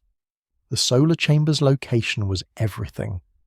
Built on the upper floors of castle keeps these rooms position themselves to benefit from whatever heat managed to escape from the great hall kitchens and other fire-heated spaces below. It wasn't dramatic, maybe 5 or 10 degrees warmer than ground-level chambers, but in a world where every degree mattered for survival, that marginal improvement could mean the difference between restful sleep and a night of shivering misery. Medieval builders weren't thinking about thermal dynamics when they designed these spaces, but they stumbled upon principles that modern engineers understand well. Heat naturally rises through any available opening, and stone castles, despite their apparent solidity, were full of gaps where warm air could migrate upward. Solar chambers were positioned to intercept these rising heat currents, creating slightly more favourable microclimates for the castle's most important residents. The name solar comes from the Latin word for sun, reflecting these rooms' other key advantage: they were designed with larger windows or better sun exposure than lower chambers. During daytime hours, even weak winter sunlight could add precious degrees to a room's temperature. Medieval people learned to time their activities around these solar heating opportunities, using the warmest parts of the day to warm their private spaces before nightfall. But here's where medieval solar design gets cleverly practical. These upper chambers were often positioned directly above kitchens, bakeries, or other spaces that generated consistent heat throughout the day. The stone floors absorbed warmth from cooking fires below and radiated it slowly throughout the night, creating primitive radiant heating systems that provided steady if modest temperature improvements for sleeping occupants. The social implications of solar chambers reveal fascinating medieval attitudes toward comfort and status. These slightly warmer rooms were reserved for the most important family members, not necessarily the strongest or most capable. but those whose comfort and survival were considered most crucial to the household. Pregnant women, elderly patriarchs, and high-ranking guests received priority access to solar chambers during the coldest months. Medieval people developed sophisticated strategies for maximizing solar chamber effectiveness. Heavy tapestries and bed curtains were used even more extensively in these rooms, understanding that the goal was to trap and concentrate whatever heat advantage the location provided. Some solar chambers featured smaller, more intimate layouts that required less energy to heat than the cavernous spaces typical of main castle chambers. The windows in solar chambers presented the same temperature trade-offs we discussed earlier, but with slightly different calculations. The potential for solar heat gain during daylight hours had to be balanced against heat loss during nighttime. Some solar chambers featured elaborate window treatments that could be adjusted throughout the day, opened for maximum sun exposure, then heavily covered when the sun disappeared. Historians still debate how significant the thermal advantages of solar chambers actually were. Some argue they provided meaningful comfort improvements that made castle life bearable for at least some residents. Others contend the benefits were largely psychological, with the slightly better conditions creating an illusion of warmth that had more to do with hope than actual temperature change. The architectural evolution of solar chambers shows medieval people gradually learning to optimize their designs for better heat retention. Later medieval solars featured smaller spaces, better sealed windows, and more sophisticated arrangements of furniture and fabrics designed to trap and circulate warm air. These improvements suggest that inhabitants understood they were working with marginal advantages that required careful management. One charming detail from household records describes families scheduling the use of solar chambers around weather patterns. During particularly brutal cold snaps, multiple family members might crowd into a single solar chamber, abandoning their individual rooms to concentrate in the space most likely to provide survivable conditions. These temporary relocations became part of medieval winter survival strategies.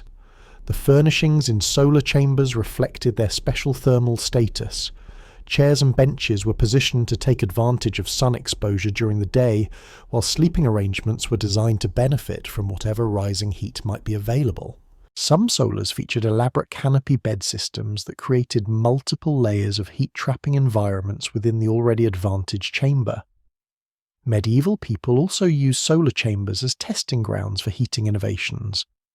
Because these rooms already had slight thermal advantages, they became places where families experimented with new warming techniques, different types of bed curtains, innovative arrangements of heated stones, or new methods for sealing drafts and retaining warmth. Picture yourself now in one of these precious solar chambers. The space feels subtly different from the tomb-like chambers below, not actually warm but less aggressively hostile. You can sense the faint warmth rising through gaps in the floor stones, and the afternoon sun streaming through the windows has left a memory of heat in the air. It's still cold enough to see your breath, but the edge of desperation that characterized the lower chambers is slightly dulled here, replaced by something approaching hope that sleep might actually be possible. You're preparing for sleep in your medieval chamber, and someone approaches your bed carrying small pouches of aromatic herbs that smell like a mixture of garden and apothecary shop. This isn't medieval aromatherapy for relaxation. This is serious folk medicine based on the belief that certain scents could literally protect you from the diseases that winter brought creeping through cold, damp castle walls. Medieval people understood that smell was connected to health in ways that modern science is only beginning to rediscover, and they developed elaborate systems of herbal sleep magic designed to keep both body and soul warm through the dangerous hours of darkness. The herbs scattered in medieval beds weren't chosen randomly. They represented centuries of accumulated knowledge about which plants provided protection against winter ailments. Lavender was prized not just for its pleasant scent, but for its supposed ability to promote restful sleep and ward off the chest infections that killed so many medieval people during cold months. Rosemary was believed to strengthen memory and prevent nightmares, while also providing antiseptic properties that might actually have offered some protection against infection. Medieval medical theory held that disease travelled through bad air, or miasma, and aromatic herbs were thought to purify the atmosphere around sleeping bodies. Families would scatter dried mint thyme and sage among their bed rushes, creating protective barriers of scent that were supposed to prevent illness from reaching vulnerable sleepers.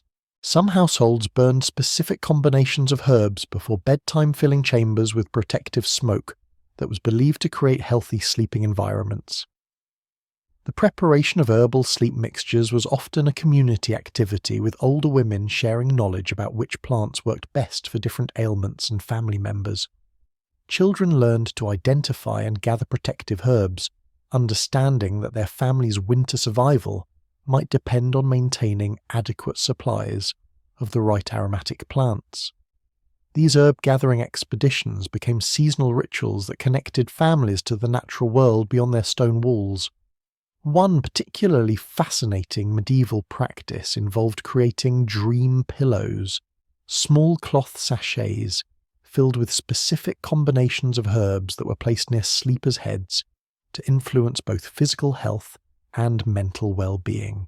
These pillows might contain chamomile for peaceful sleep, mugwort for vivid but pleasant dreams, or vervain for protection against evil spirits that were thought to prey on sleeping humans during the darkest months. The religious and superstitious aspects of herbal sleep magic reveal medieval people's understanding that survival required both practical and spiritual protection.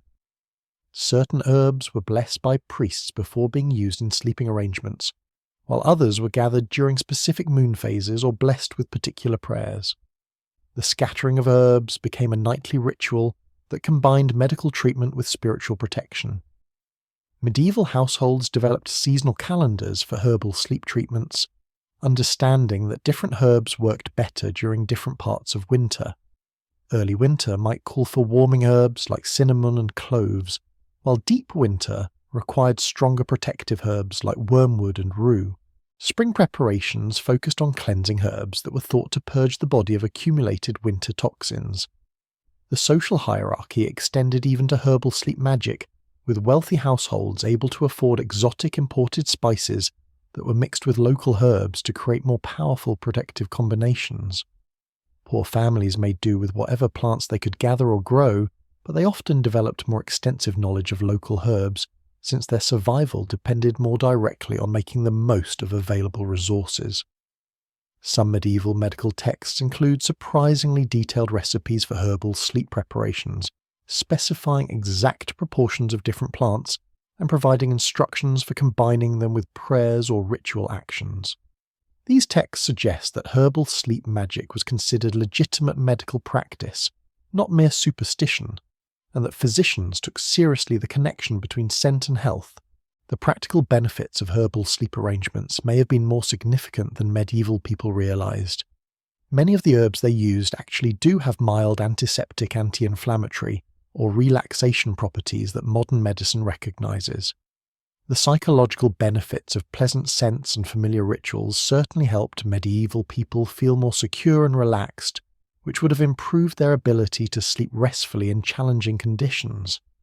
Medieval people also believed that certain herbs could influence the temperature of sleeping bodies with warming. Herbs, like ginger and pepper, thought to generate internal heat, while cooling herbs like mint were used to balance overly hot conditions. These thermal properties were carefully considered when creating herbal sleep mixtures, with families adjusting their combinations based on the severity of winter weather. The preparation rituals around herbal sleep magic often involved the entire household, with children helping to grind dried herbs, adults mixing protective combinations, and elders supervising the process to ensure traditional knowledge was preserved. These activities provided warm communal indoor work during the coldest months, creating social connections that were as important for survival as the herbs themselves. Picture yourself now lying in a medieval bed surrounded by the gentle scents of lavender, rosemary, and chamomile scattered among your bed rushes. The aromatic herbs create a protective cloud around your sleeping area, and you can feel the psychological comfort of knowing that generations of your ancestors believed these scents would keep you safe through the dark winter night. The herbs may or may not have actual medical benefits, but they transform your cold stone chamber into something that feels more like a sanctuary than a survival shelter. You've survived the medieval night through layers of wool-heated stones, furry bed companions, and protective herbs, but now comes perhaps the cruelest moment of the entire ordeal, dawn's cold victory when you must leave the warm cocoon you've so carefully constructed and face a chamber where your breath still freezes on the air despite all your survival efforts. The morning ritual in medieval castles wasn't a gentle awakening, but a brutal transition from hard-won warmth back into the stone-cold reality of fortress life. Medieval people developed elaborate strategies for the dawn emergence, understanding that the shock of leaving warm bedding could undo all the careful heat preservation they'd maintained throughout the night. The process began while still under covers, checking extremities for signs of cold damage, gently moving fingers and toes to restore circulation, and mentally preparing for the temperature assault that awaited beyond the bed curtains. The first challenge was simply getting dressed while maintaining as much body heat as possible. Medieval people learned to keep their heaviest clothes within reach of their sleeping area, sometimes even bringing garments under the covers to pre-warm them with body heat. The process of putting on multiple layers of wool linen and outer garments became a race against heat loss, with each piece of clothing representing another barrier against the chamber's relentless chill. Fire duty took on desperate urgency in these dawn hours as whoever was responsible for reviving the hearth understood that the entire household's comfort depended on coaxing flames back to life as quickly as possible. Medieval people became expert at reading the signs of banked coals, understanding which embers could be revived and which required starting completely fresh fires, a process that could take precious minutes while family members shivered in their beds, reluctant to emerge until warmth was restored. The morning routine revealed the true extent to which medieval people had adapted their entire daily rhythm around the demands of staying warm. Simple tasks like washing became complex logistical challenges when water might be frozen solid and soap was too precious to waste on frequent use. Medieval people developed abbreviated hygiene routines that balanced cleanliness against the time and energy costs of heating water and exposing skin to freezing air. Breakfast preparation in winter became a family survival mission, with everyone contributing to the process of creating warm food that could restore internal heat after a long cold night. Hot porridges, warm ale, and heated broths weren't just food, they were internal heating systems that helped medieval people generate the energy needed to face another day of cold exposure. Some households developed elaborate morning food rituals designed specifically to warm the body from within. The psychological impact of these dawn transitions shouldn't be underestimated. Medieval people faced each morning knowing they were beginning another day-long battle against conditions that could kill them if they made serious mistakes. The mental fortitude required to leave warm beds and begin daily tasks in freezing chambers was as important as any physical survival technique, and families developed motivational strategies to help each other overcome the paralyzing reluctance to face the cold. Medieval children faced special challenges during these morning transitions as their smaller bodies lost heat more quickly than adults, and their psychological resilience was less developed. Families created games and songs that made the dawn emergence feel less traumatic, while also ensuring that children received priority access to warm clothing and hot food that would prepare them for the day ahead. The seasonal variations in these morning routines were dramatic. Winter dawns were brutal tests of survival techniques, while spring mornings brought the blessed relief of gradually warming chambers. Medieval people lived for those first mornings when they could wake without immediately seeing their breath, when chamber temperatures had risen enough that leaving bed didn't feel like stepping into an Arctic wasteland. Historians studying medieval daily routines note that these dawn transitions shaped personality traits and cultural values in ways that modern people can barely imagine. The discipline required to face freezing chambers every morning for months at a time created mental toughness and community cooperation that became defining characteristics of medieval society. People learned to endure discomfort as a normal part of existence rather than something to be immediately solved or avoided. The contrast between medieval mornings and modern wake-up routines reveals just how fundamentally different our relationship with comfort has become. Where we reach for thermostats and hot showers, medieval people reach for thick cloaks and hope the fire hadn't died completely during the night. Their morning routine was a daily reminder that survival required constant effort, and that comfort was a temporary luxury rather than a basic expectation.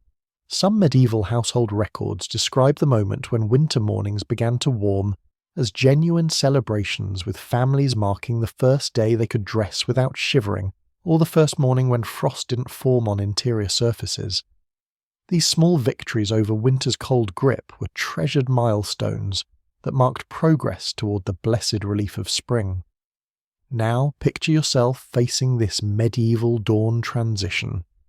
You can hear others in the household beginning to stir the sounds of someone working, to revive the fire and the quiet conversations as family members gather courage to leave their warm beds.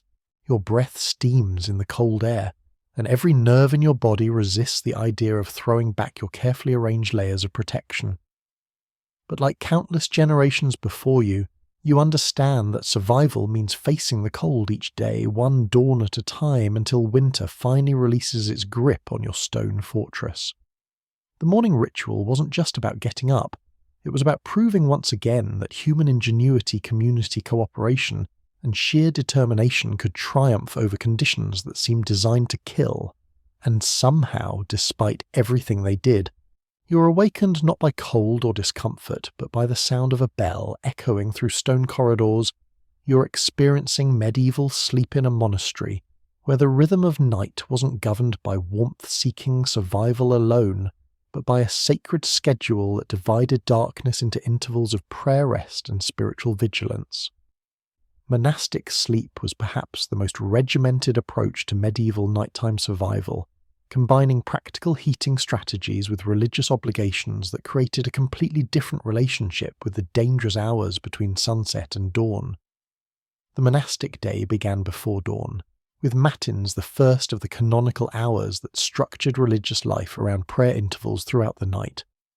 Monks didn't simply endure the cold darkness, they sanctified it, transforming the most difficult hours of medieval existence into opportunities for spiritual communion. But this divine schedule required its own sophisticated survival systems, because you can't pray effectively when you're dying of hypothermia. Monastery dormitories were masterpieces of communal heating strategy, designed around the understanding that dozens of warm bodies could create survivable microclimates, even in the most austere stone buildings. Monks slept in long halls lined with individual cells or simple beds, but the collective body heat of the community created thermal advantages that isolated castle dwellers could never achieve. The dormitoriums were positioned strategically within monastery complexes to benefit from rising heat, from kitchens, scriptoriums, and other spaces where fires burned throughout the day. The clothing systems developed by medieval monks reveal sophisticated understanding of layered insulation, combined with spiritual symbolism. Monks slept in their habits, heavy wool robes that served as both religious garments and survival gear. The thick brown or black wool provided substantial insulation, while the loose-fitting design allowed for air circulation that prevented the dangerous moisture buildup that could lead to hypothermia. Some monastic orders developed specific winter modifications to their habits, adding inner layers or adjusting fabric weights based on seasonal needs. But here's where monastic sleep gets fascinatingly complex. The prayer schedule meant that monks couldn't simply build up body heat and maintain it through a full night's rest. They had to rise multiple times for religious observances, disrupting their thermal equilibrium and requiring heating strategies that could accommodate constant movement between warm beds and cold chapels. Monasteries developed sophisticated systems for maintaining warmth during these nocturnal religious duties. The communal aspects of monastic heating created unique solutions to medieval survival challenges. Monks shared responsibility for maintaining heat sources, with rotating duties for tending fires in common areas and ensuring that dormitories remained habitable throughout the winter months.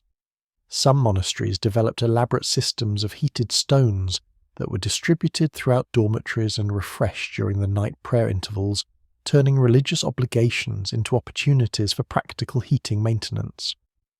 Medieval monasteries pioneered several heating technologies that later influenced secular castle design. Some communities developed primitive central heating systems using channels carved through stone floors to distribute warm air from central fires.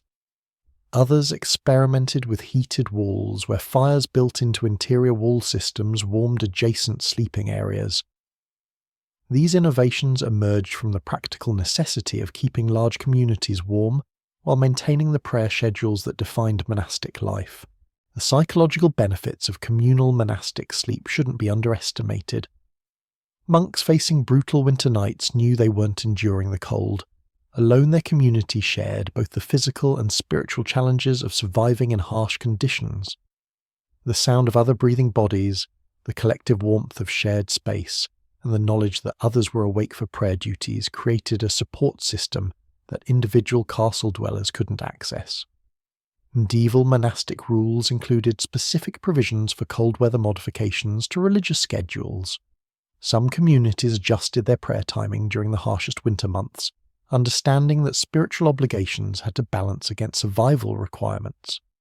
Other monasteries developed indoor alternatives to outdoor religious processions or created heated chapels adjacent to dormitories to minimize cold exposure during nighttime prayers. The dietary strategies of medieval monasteries were carefully designed to support both spiritual discipline and thermal survival. Monks received warming foods before night prayers, hot broths, herbal teas, and calorie-rich breads that provided internal heat during cold chapel services. Some communities developed elaborate food timing systems that ensured monks had adequate fuel for generating body heat during the long intervals between evening meals and morning breakfast. Medieval monastic medical knowledge included sophisticated understanding of cold-related illnesses and their prevention. Monastery infirmaries developed specialized treatments for hypothermia, frostbite and respiratory infections that resulted from winter exposure. Some communities maintained heated sick rooms where ailing monks could recover in temperatures that promoted healing rather than survival struggle. The manuscripts produced in medieval monasteries include detailed accounts of winter survival techniques that revealed just how systematically religious communities approached the challenges of cold weather.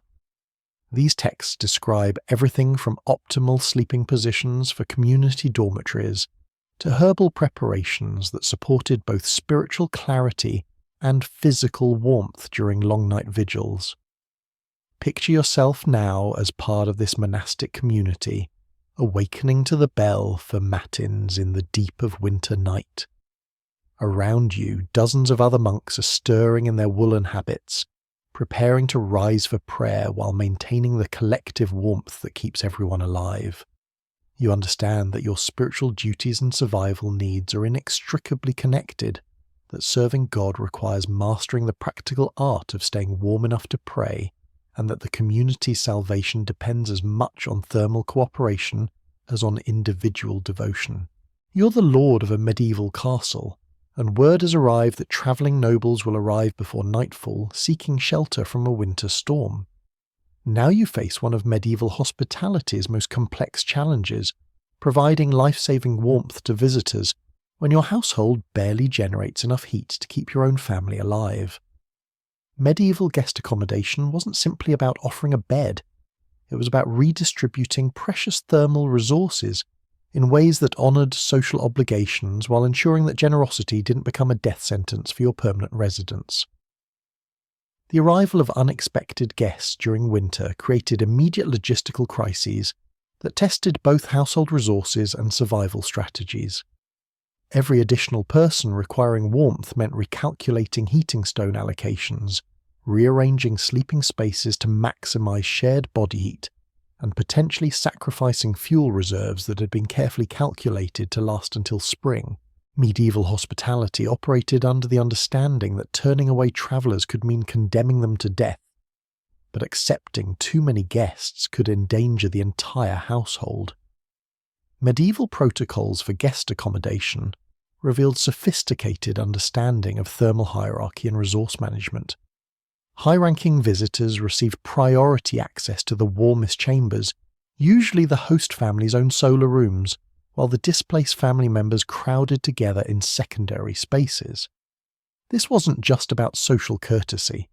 It reflected the practical reality that offending powerful guests could have political consequences worse than temporary discomfort for household members. The sleeping arrangements for medieval guests required complex negotiations between social status, available space, and heating efficiency.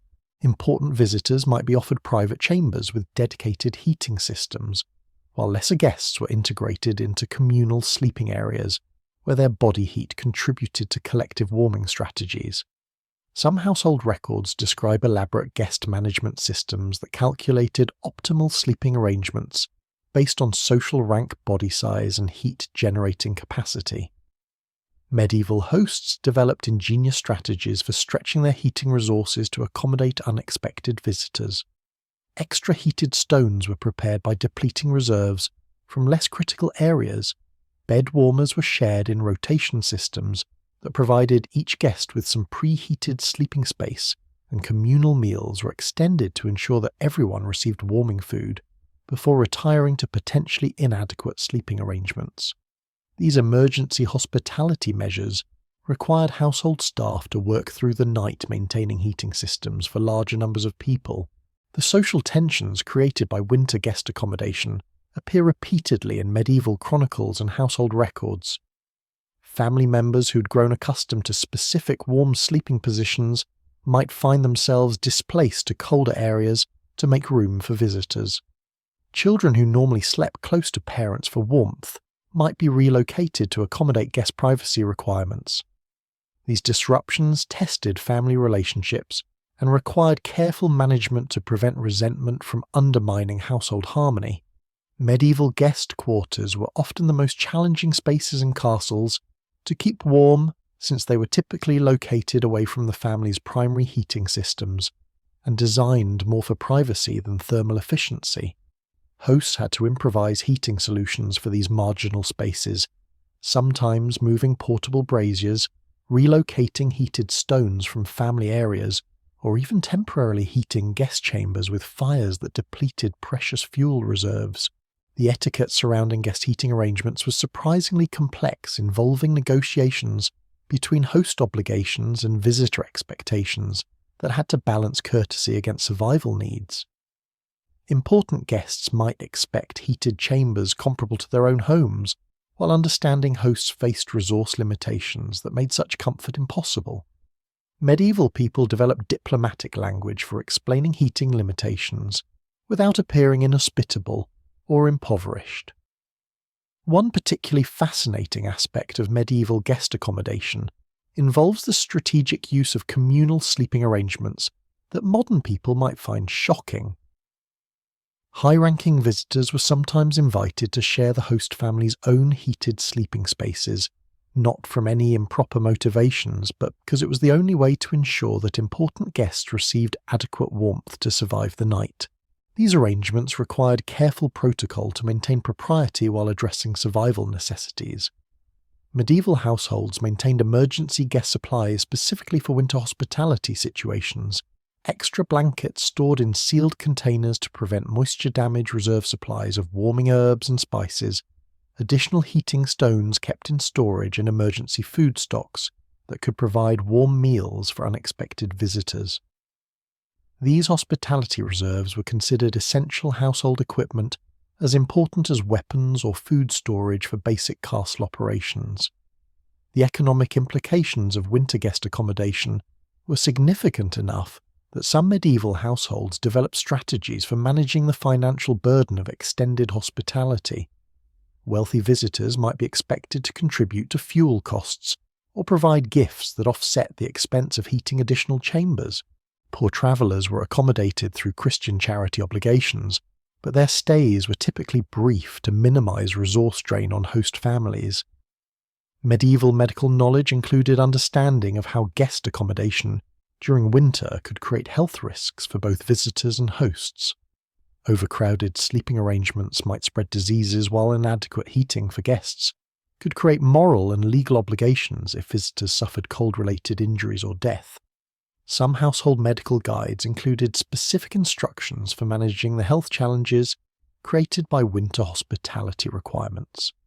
The religious and cultural obligations surrounding medieval hospitality meant that refusing winter shelter to travellers was considered both socially unacceptable and spiritually dangerous. Medieval people believed that turning away guests, particularly during life-threatening weather, could bring divine punishment upon the household. This created situations where families accepted guests despite knowing that the additional heating burden might endanger their own survival. Picture yourself now managing this delicate balance as medieval host. Storm winds are howling outside your castle walls, and you've just welcomed a party of travelling nobles who expect warm chambers, heated beds, and comfortable accommodations. Your own family is crowded into secondary spaces, your heating stone supplies are stretched thin, and your fuel reserves are burning faster than planned. Yet the laws of hospitality demand that you provide life-saving warmth to these visitors, even if it means your household will face greater hardship throughout the remaining winter months. The challenge isn't just logistical, it's a test of medieval values that placed community survival and social obligations above individual comfort. You wake up in your medieval chamber and for the first time in months something fundamental has changed. You can't see your breath in the morning air, and the stone walls don't radiate that bone-deep chill that has defined your existence since autumn. Spring's first warm night has arrived, and with it comes a psychological and physical transformation that medieval people experienced as nothing short of miraculous after surviving winter's relentless assault on human comfort and survival. The transition isn't dramatic. Spring warmth arrives gradually, almost tentatively, as if winter might change its mind and return with vengeance. But medieval people became experts at reading the subtle signs that indicated their ordeal was finally ending. The first night you could sleep without multiple layers of heated stones, the first morning when frost didn't coat interior surfaces, the first evening when the fire could burn low without threatening hypothermia. These moments were treasured milestones that marked humanity's victory over the season that tried to kill them. Medieval people developed almost ritualistic responses to spring's thermal liberation that revealed just how psychologically traumatic winter survival had become.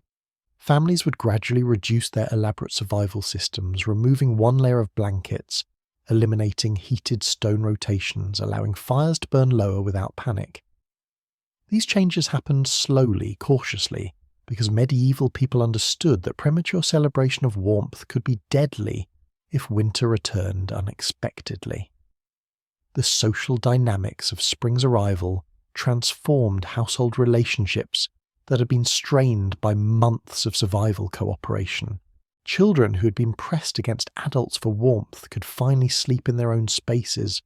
Couples could rediscover privacy that had been sacrificed to communal heating strategies, and individual personalities could emerge from the collective survival mentality that winter demanded. Spring warmth meant the return of personal space and individual comfort. The physical relief of spring's first warm night went beyond simple temperature comfort. Medieval people could finally relax muscles that had been tensed against cold for months, breathe deeply without the careful, controlled patterns required for survival, and move freely without the careful energy conservation that winter demanded. Bodies that had spent months fighting hypothermia could finally focus on healing growth and renewal rather than basic survival. Medieval households used spring's arrival as opportunities for massive cleaning and restoration projects that had been impossible during winter survival mode. Bedding that had accumulated months of survival odours could be aired and washed. Heating stones could be cleaned and stored for next winter, and chambers could be opened for ventilation that would have been fatal during cold months. Spring cleaning wasn't just about tidiness, it was about purging the physical and psychological residue of winter survival. The medical implications of spring's warmth were immediately noticeable in medieval households. People who had suffered from winter respiratory problems could breathe more easily. Joint pain from constant cold exposure began to diminish, and the general health improvements that came with better nutrition and reduced stress became apparent. Medieval people understood spring as a season of healing that repaired the damage inflicted by winter survival. But spring's arrival also brought unexpected psychological challenges for medieval people who had adapted to survival mode. Some individuals struggled with the transition from constant vigilance to relative comfort, finding it difficult to trust that warmth would continue or to abandon the survival strategies that had kept them alive. Medieval people had to learn how to live with comfort after months of accepting that comfort was impossible. The gradual nature of spring's thermal liberation meant that medieval people experienced it as a series of small victories rather than a single dramatic change. The first night without bed curtains, the first morning without immediate fire-tending duties, the first evening when conversation could focus on topics beyond survival. Each milestone was celebrated as proof that winter's grip was finally loosening. Medieval agricultural communities used spring's first warm nights as signals for crucial farming activities that would determine the next year's survival. Planting schedules, livestock management, and food production planning all depended on accurate assessment of winter's end. The ability to sleep comfortably became both personal relief and community indicator that growing season had finally arrived. The religious significance of spring's warmth appears throughout medieval spiritual texts, with the season's arrival interpreted as divine blessing after months of trial. Churches held special services celebrating survival through winter, and many medieval communities developed traditions that mark the transition from survival mode to growth and renewal. Spring warmth wasn't just meteorological, it was spiritual confirmation that God hadn't abandoned his people. Medieval people also used spring's arrival to assess and repair the survival systems that had carried them through winter. Blankets and clothing were evaluated for next year's needs, heating equipment was maintained and stored, and households began planning improvements to their thermal survival strategies, based on what had worked well or failed during the winter just ending. Spring was preparation time for the next winter's survival challenges. The emotional impact of spring's first warm night created some of medieval literature's most beautiful passages, with writers attempting to capture the profound relief and gratitude that came with surviving winter's deadly embrace. These aren't simply seasonal observations, they're testimony from people who understood that they had faced death and emerged victorious through community cooperation, individual endurance, and carefully developed survival technologies. The dietary changes that accompanied spring's warmth reflect how thoroughly winter survival had dominated medieval life. Families could finally stop prioritizing calorie-dense warming foods and begin enjoying meals that provided pleasure rather than just fuel for heat generation. Fresh foods became available, reducing dependence on preserved supplies that had sustained them through survival months. Picture yourself now experiencing this medieval spring liberation. You wake in a chamber that feels neutral rather than hostile, where breathing doesn't require strategic planning, and movement doesn't cost precious thermal energy. The survival systems that defined your existence for months, the heated stones, the communal sleeping arrangements, the careful fire management suddenly seem less urgent, almost quaint. For the first time since autumn, you can imagine comfort as something sustainable rather than stolen, and sleep becomes rest rather than a nightly battle against death. Spring's warmth isn't just weather, it's resurrection proof that human ingenuity and determination can outlast nature's worst efforts to reclaim the stone fortresses where medieval people dared to make their homes. You're descending below the Great Hall now into the working heart of the medieval castle, where the real survival magic happened not in the tapestried chambers of nobles, but in the kitchens, guardrooms, and servants' quarters, where the people who actually kept castles functioning developed heating strategies that were both more desperate and more ingenious than anything happening in the luxury chambers above. Medieval servants didn't just endure the cold, they weaponized it, turning the castle's most miserable spaces into surprisingly effective survival networks that operated entirely outside the heating hierarchies that governed noble life. The castle kitchen was the true thermal powerhouse of medieval fortress survival.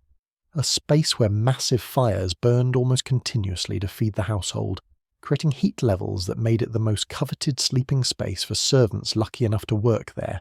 Kitchen staff developed elaborate sleeping arrangements around cooking fires with bread ovens that retained heat for hours after baking, roasting spits that provided radiant warmth and stone hearths large enough that multiple people could sleep safely within their heat radius without risking burns or smoke inhalation.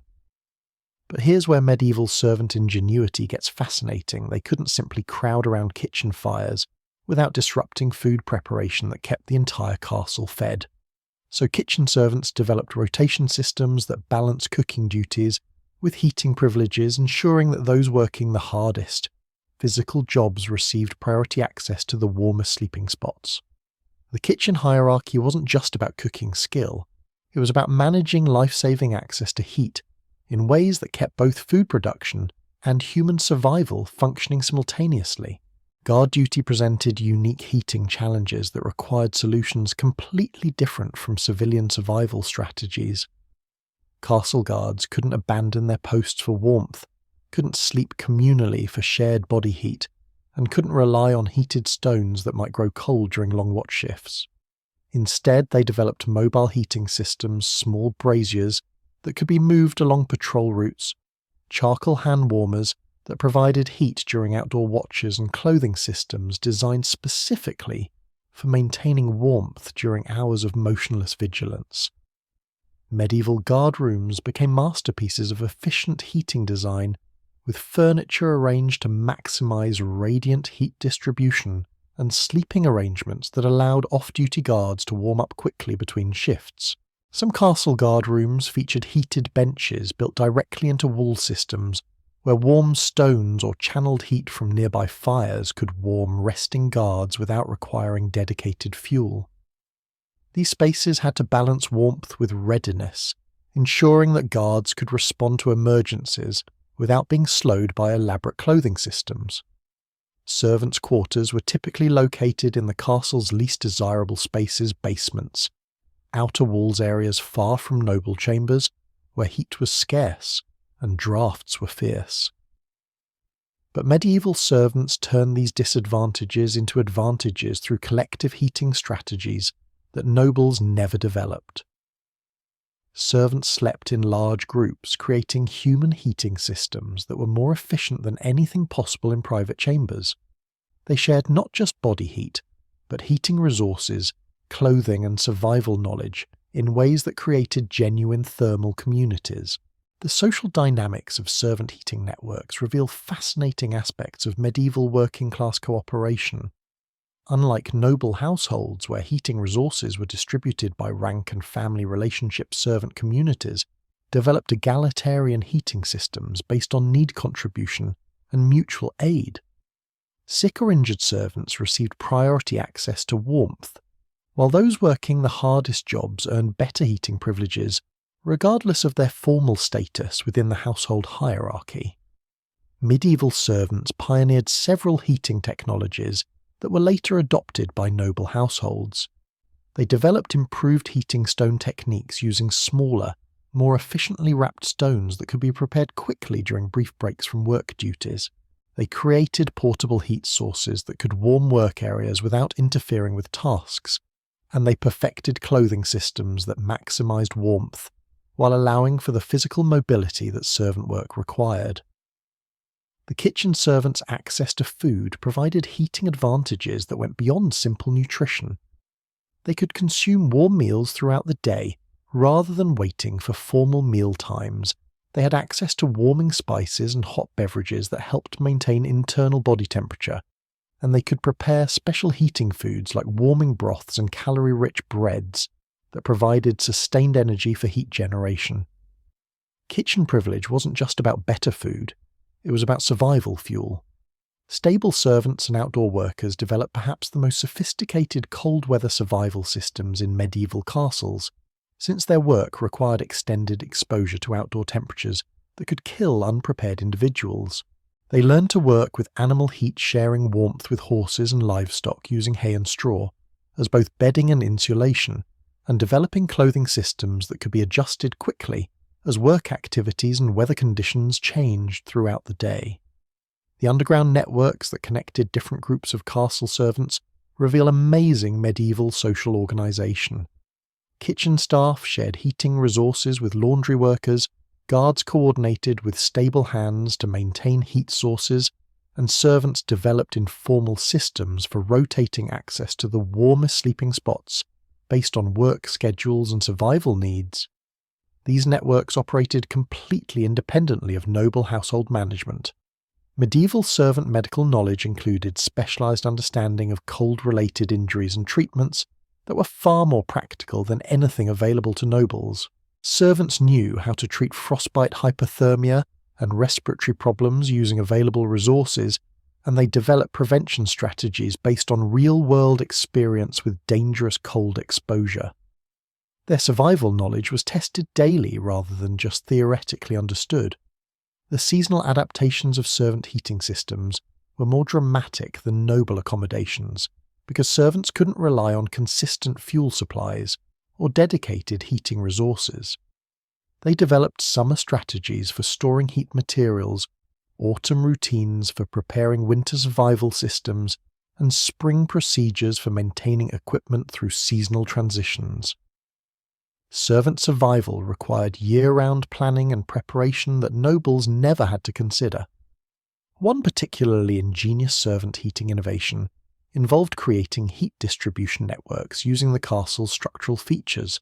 Servants learned to position sleeping areas near passages where warm air rose from lower levels, to use architectural features like stairwells and corridors as heat channels, and to coordinate heating activities so that warmth generated in one area could benefit servants working in adjacent spaces. Picture yourself now as part of this servant survival network finishing your kitchen duties as the noble household settles into their elaborately heated chambers above.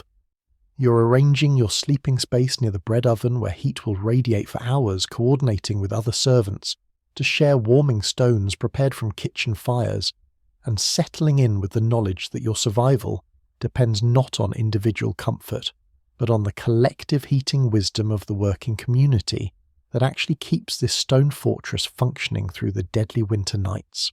You're walking through a medieval castle in the depths of winter, and you come upon something that the survival stories rarely mention, a chamber where the ingenious heating systems, the careful layering techniques, and all the community cooperation in the world simply weren't enough.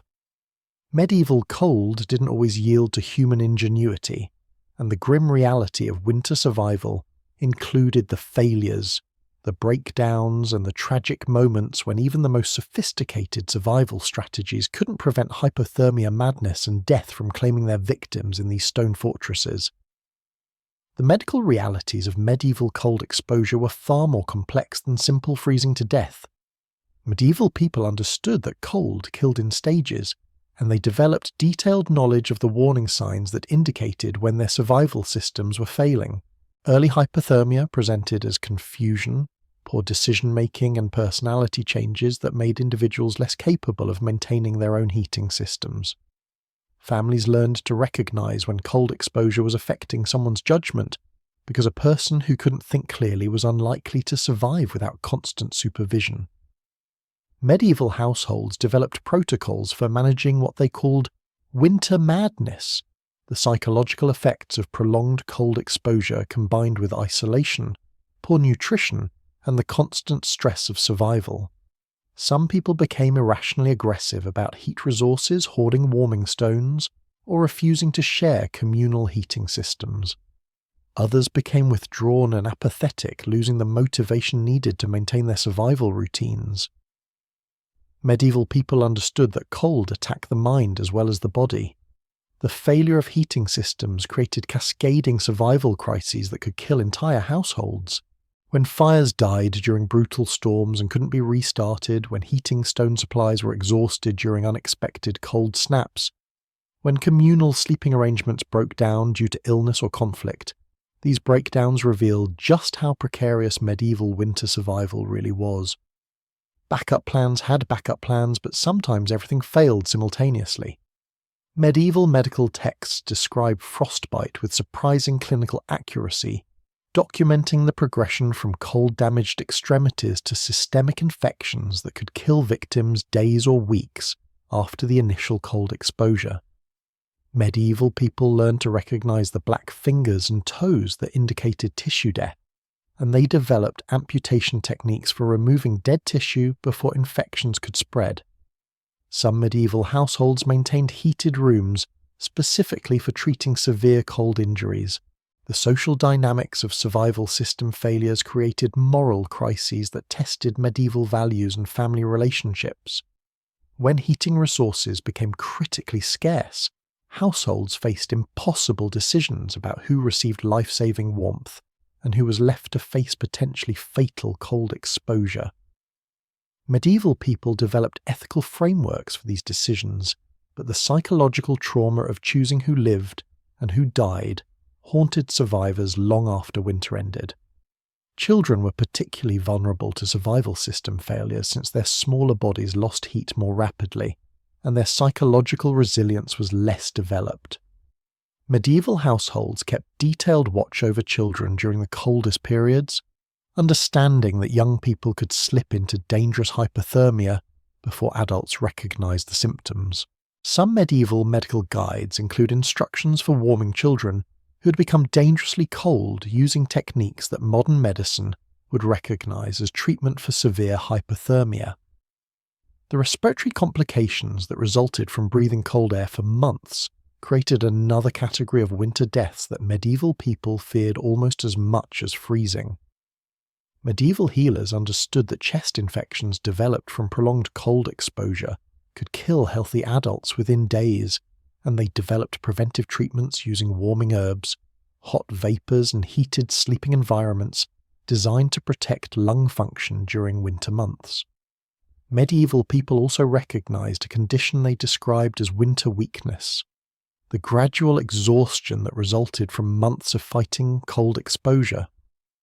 Bodies that spent too much energy generating heat became vulnerable to infections, injuries, and other health problems that wouldn't have been dangerous during warmer seasons. Medieval survival required not just staying warm, but maintaining enough physical reserves to endure months of thermal stress. The failure of communal heating systems created particularly tragic situations, since medieval people depended on cooperation for survival. When families broke apart due to conflicts over heating resources, when servants abandoned their posts rather than face dangerous cold exposure, when guests overstayed their welcome and exhausted household heating capacity. These social breakdowns often resulted in multiple deaths that could have been prevented by continued cooperation. Medieval households maintained burial protocols specifically for winter deaths.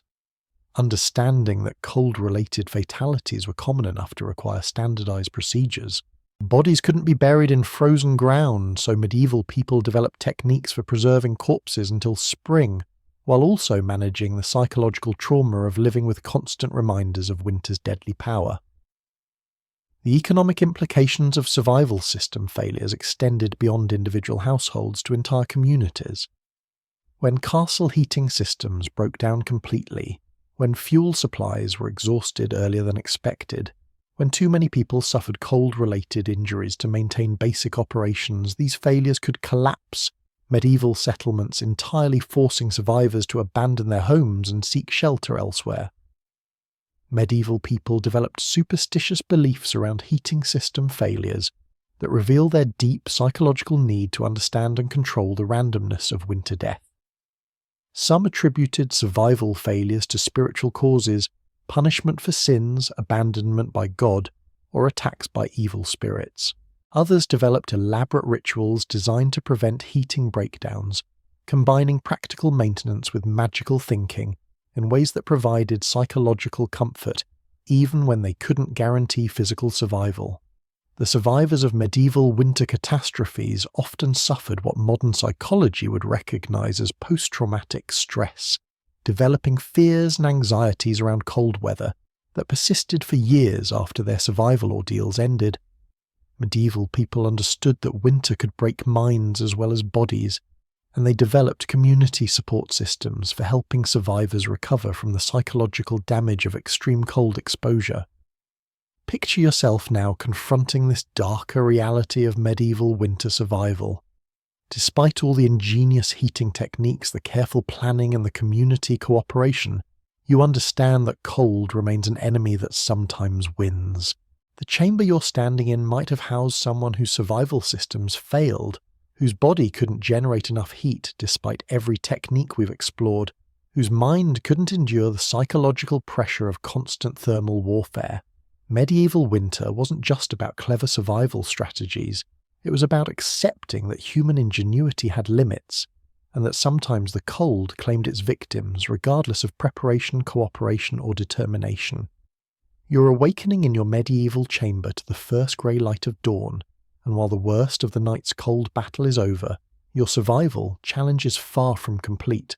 The transition from sleep to full daytime functionality required its own elaborate ritual of warming activities that medieval people developed into a precise choreography of fire-tending food preparation and animal care, designed not just to begin the day's work, but to gradually restore your body's core temperature and prepare you mentally for another day of thermal warfare against stone walls and winter weather.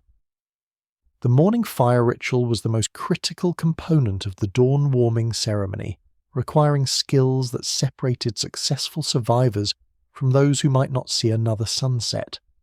Medieval people couldn't simply relight fires using matches or lighters.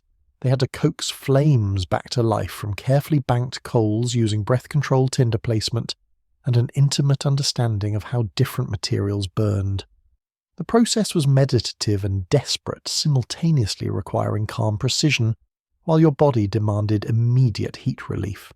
Medieval people learned to read their banked coals like ancient texts, understanding which embers could be revived and which had died completely during the night. A successful fire restart began with gentle breathing that provided oxygen without scattering the precious glowing remnants, followed by careful placement of tinder that would catch flame without smothering the existing heat source. The entire process required patience when your body was screaming for immediate warmth. The food preparation that accompanied dawn fire building served multiple warming functions beyond simple nutrition. Preparing hot porridge warming ale or heating leftover stew provided both external heat from cooking fires and internal warming from consuming hot food. Medieval people understood that their bodies needed fuel for heat generation, and they developed breakfast routines that prioritized warming foods over mere sustenance. The animal care duties that began each medieval morning created unexpected opportunities for heat sharing that savvy survivors learned to exploit. Milking cows meant pressing your cold hands against warm animal flanks. Mucking stables provided vigorous physical activity that generated internal heat, and feeding livestock gave you reasons to move around and get your blood circulating after a night of motionless survival under heavy blankets. Medieval people developed specific sequences for their morning warming activities that maximized thermal benefit while accomplishing necessary tasks. Fire tending came first to establish a heat source, followed by water heating for washing, and food preparation, then animal care that provided both warmth and physical activity, and finally dressing in layers that had been pre-warmed by the restored fires. This choreography wasn't arbitrary. It represented generations of experimentation to find the most effective warming routine. The psychological aspects of the dawn warming ritual were as important as the physical benefits. Medieval people needed to rebuild their confidence and mental energy after surviving another night in conditions that constantly threatened to kill them. The successful completion of fire-starting, food warming, and daily preparation tasks provided proof that they retained the skills and strength needed to face another day of medieval survival challenges. Medieval children learned these morning warming routines as survival education, understanding that their ability to perform dawn heating tasks might someday mean the difference between life and death. Parents taught children to start fires, prepare warming foods, and recognize the signs of dangerous cold exposure in themselves and others. These weren't casual household skills, they were survival knowledge passed down through families who understood that winter competence was essential for adult survival. The tool maintenance that accompanied morning warming activities reveals the sophisticated technology behind medieval heating systems. Fire pokers, tongs and bellows needed daily care to remain functional heating stones, required cleaning and inspection for cracks that might cause dangerous explosions, and clothing systems needed adjustment and repair to maintain their insulating properties.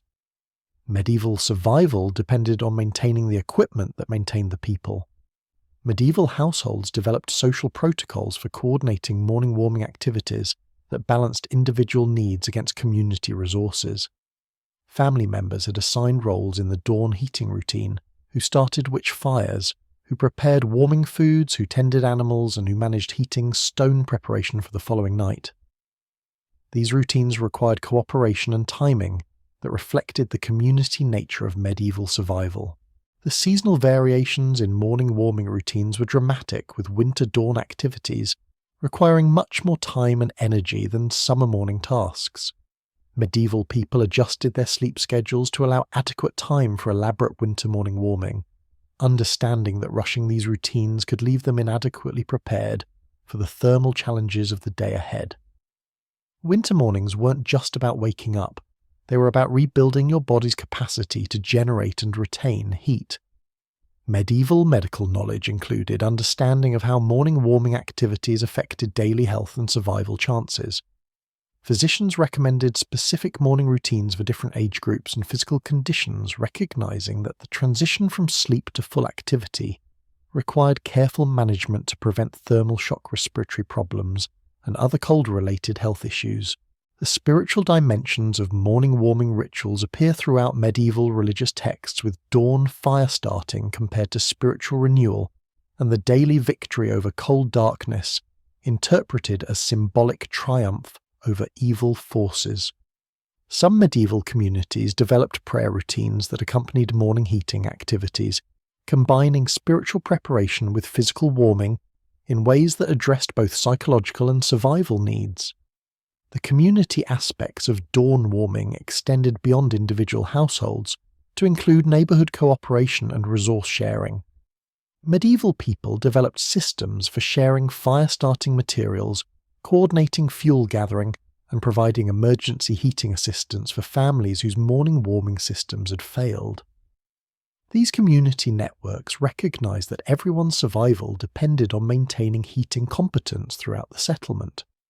Picture yourself now mastering this elaborate morning warming ritual. Your hands move automatically through the fire-starting sequence, breathing gently on glowing coals, placing tinder with precision, gradually building flame intensity, while preparing warming foods and checking on family members and animals. Your body is slowly rebuilding its thermal defenses through purposeful activity that serves both practical and psychological functions. The dawn warming ceremony isn't just about starting another day, it's about proving once again that human skill, community cooperation, and determined routine can triumph over conditions designed to kill, transforming medieval survival from desperate endurance into practiced competence that turns winter's daily challenge into manageable, even meaningful ritual. And so our journey through medieval winter nights comes to its close, where we've discovered that survival wasn't just about enduring impossible conditions, but about transforming them into manageable routines through ingenuity, cooperation, and sheer human determination. From the first cold breath in stone chambers to the final dawn, warming rituals, medieval people created elaborate systems that turned deadly winter nights into survivable experiences, proving that human adaptation knows few limits when survival is at stake. We've walked through chambers where breath froze on blankets, shared beds with dogs and heated stones, felt the weight of wool blankets measured in survival rather than comfort, and witnessed the daily resurrection that came with successful fire starting each dawn. These weren't primitive people stumbling through dark ages.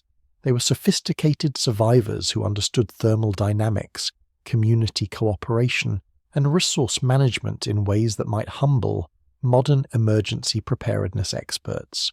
The medieval techniques we've explored, from heated stone therapy to segmented sleep patterns, from communal heating strategies to elaborate morning warming rituals, represent thousands of years of accumulated wisdom about how humans can survive in conditions that seem impossible. Their nights were long, their mornings brutal, their survival systems elaborate and exhausting, yet they endured, creating the foundations of civilizations that eventually learned to conquer cold itself. As you drift off tonight in your climate-controlled comfort, perhaps you'll remember those countless medieval sleepers who found ways to rest dream and hope even in stone fortresses where winter waged daily war against human habitation. They discovered that survival required not just individual techniques, but community cooperation, that comfort was precious precisely because it was so desperately rare, and that the human spirit could find warmth, even in the coldest, darkest places, through connection ritual and the fierce determination to see another sunrise.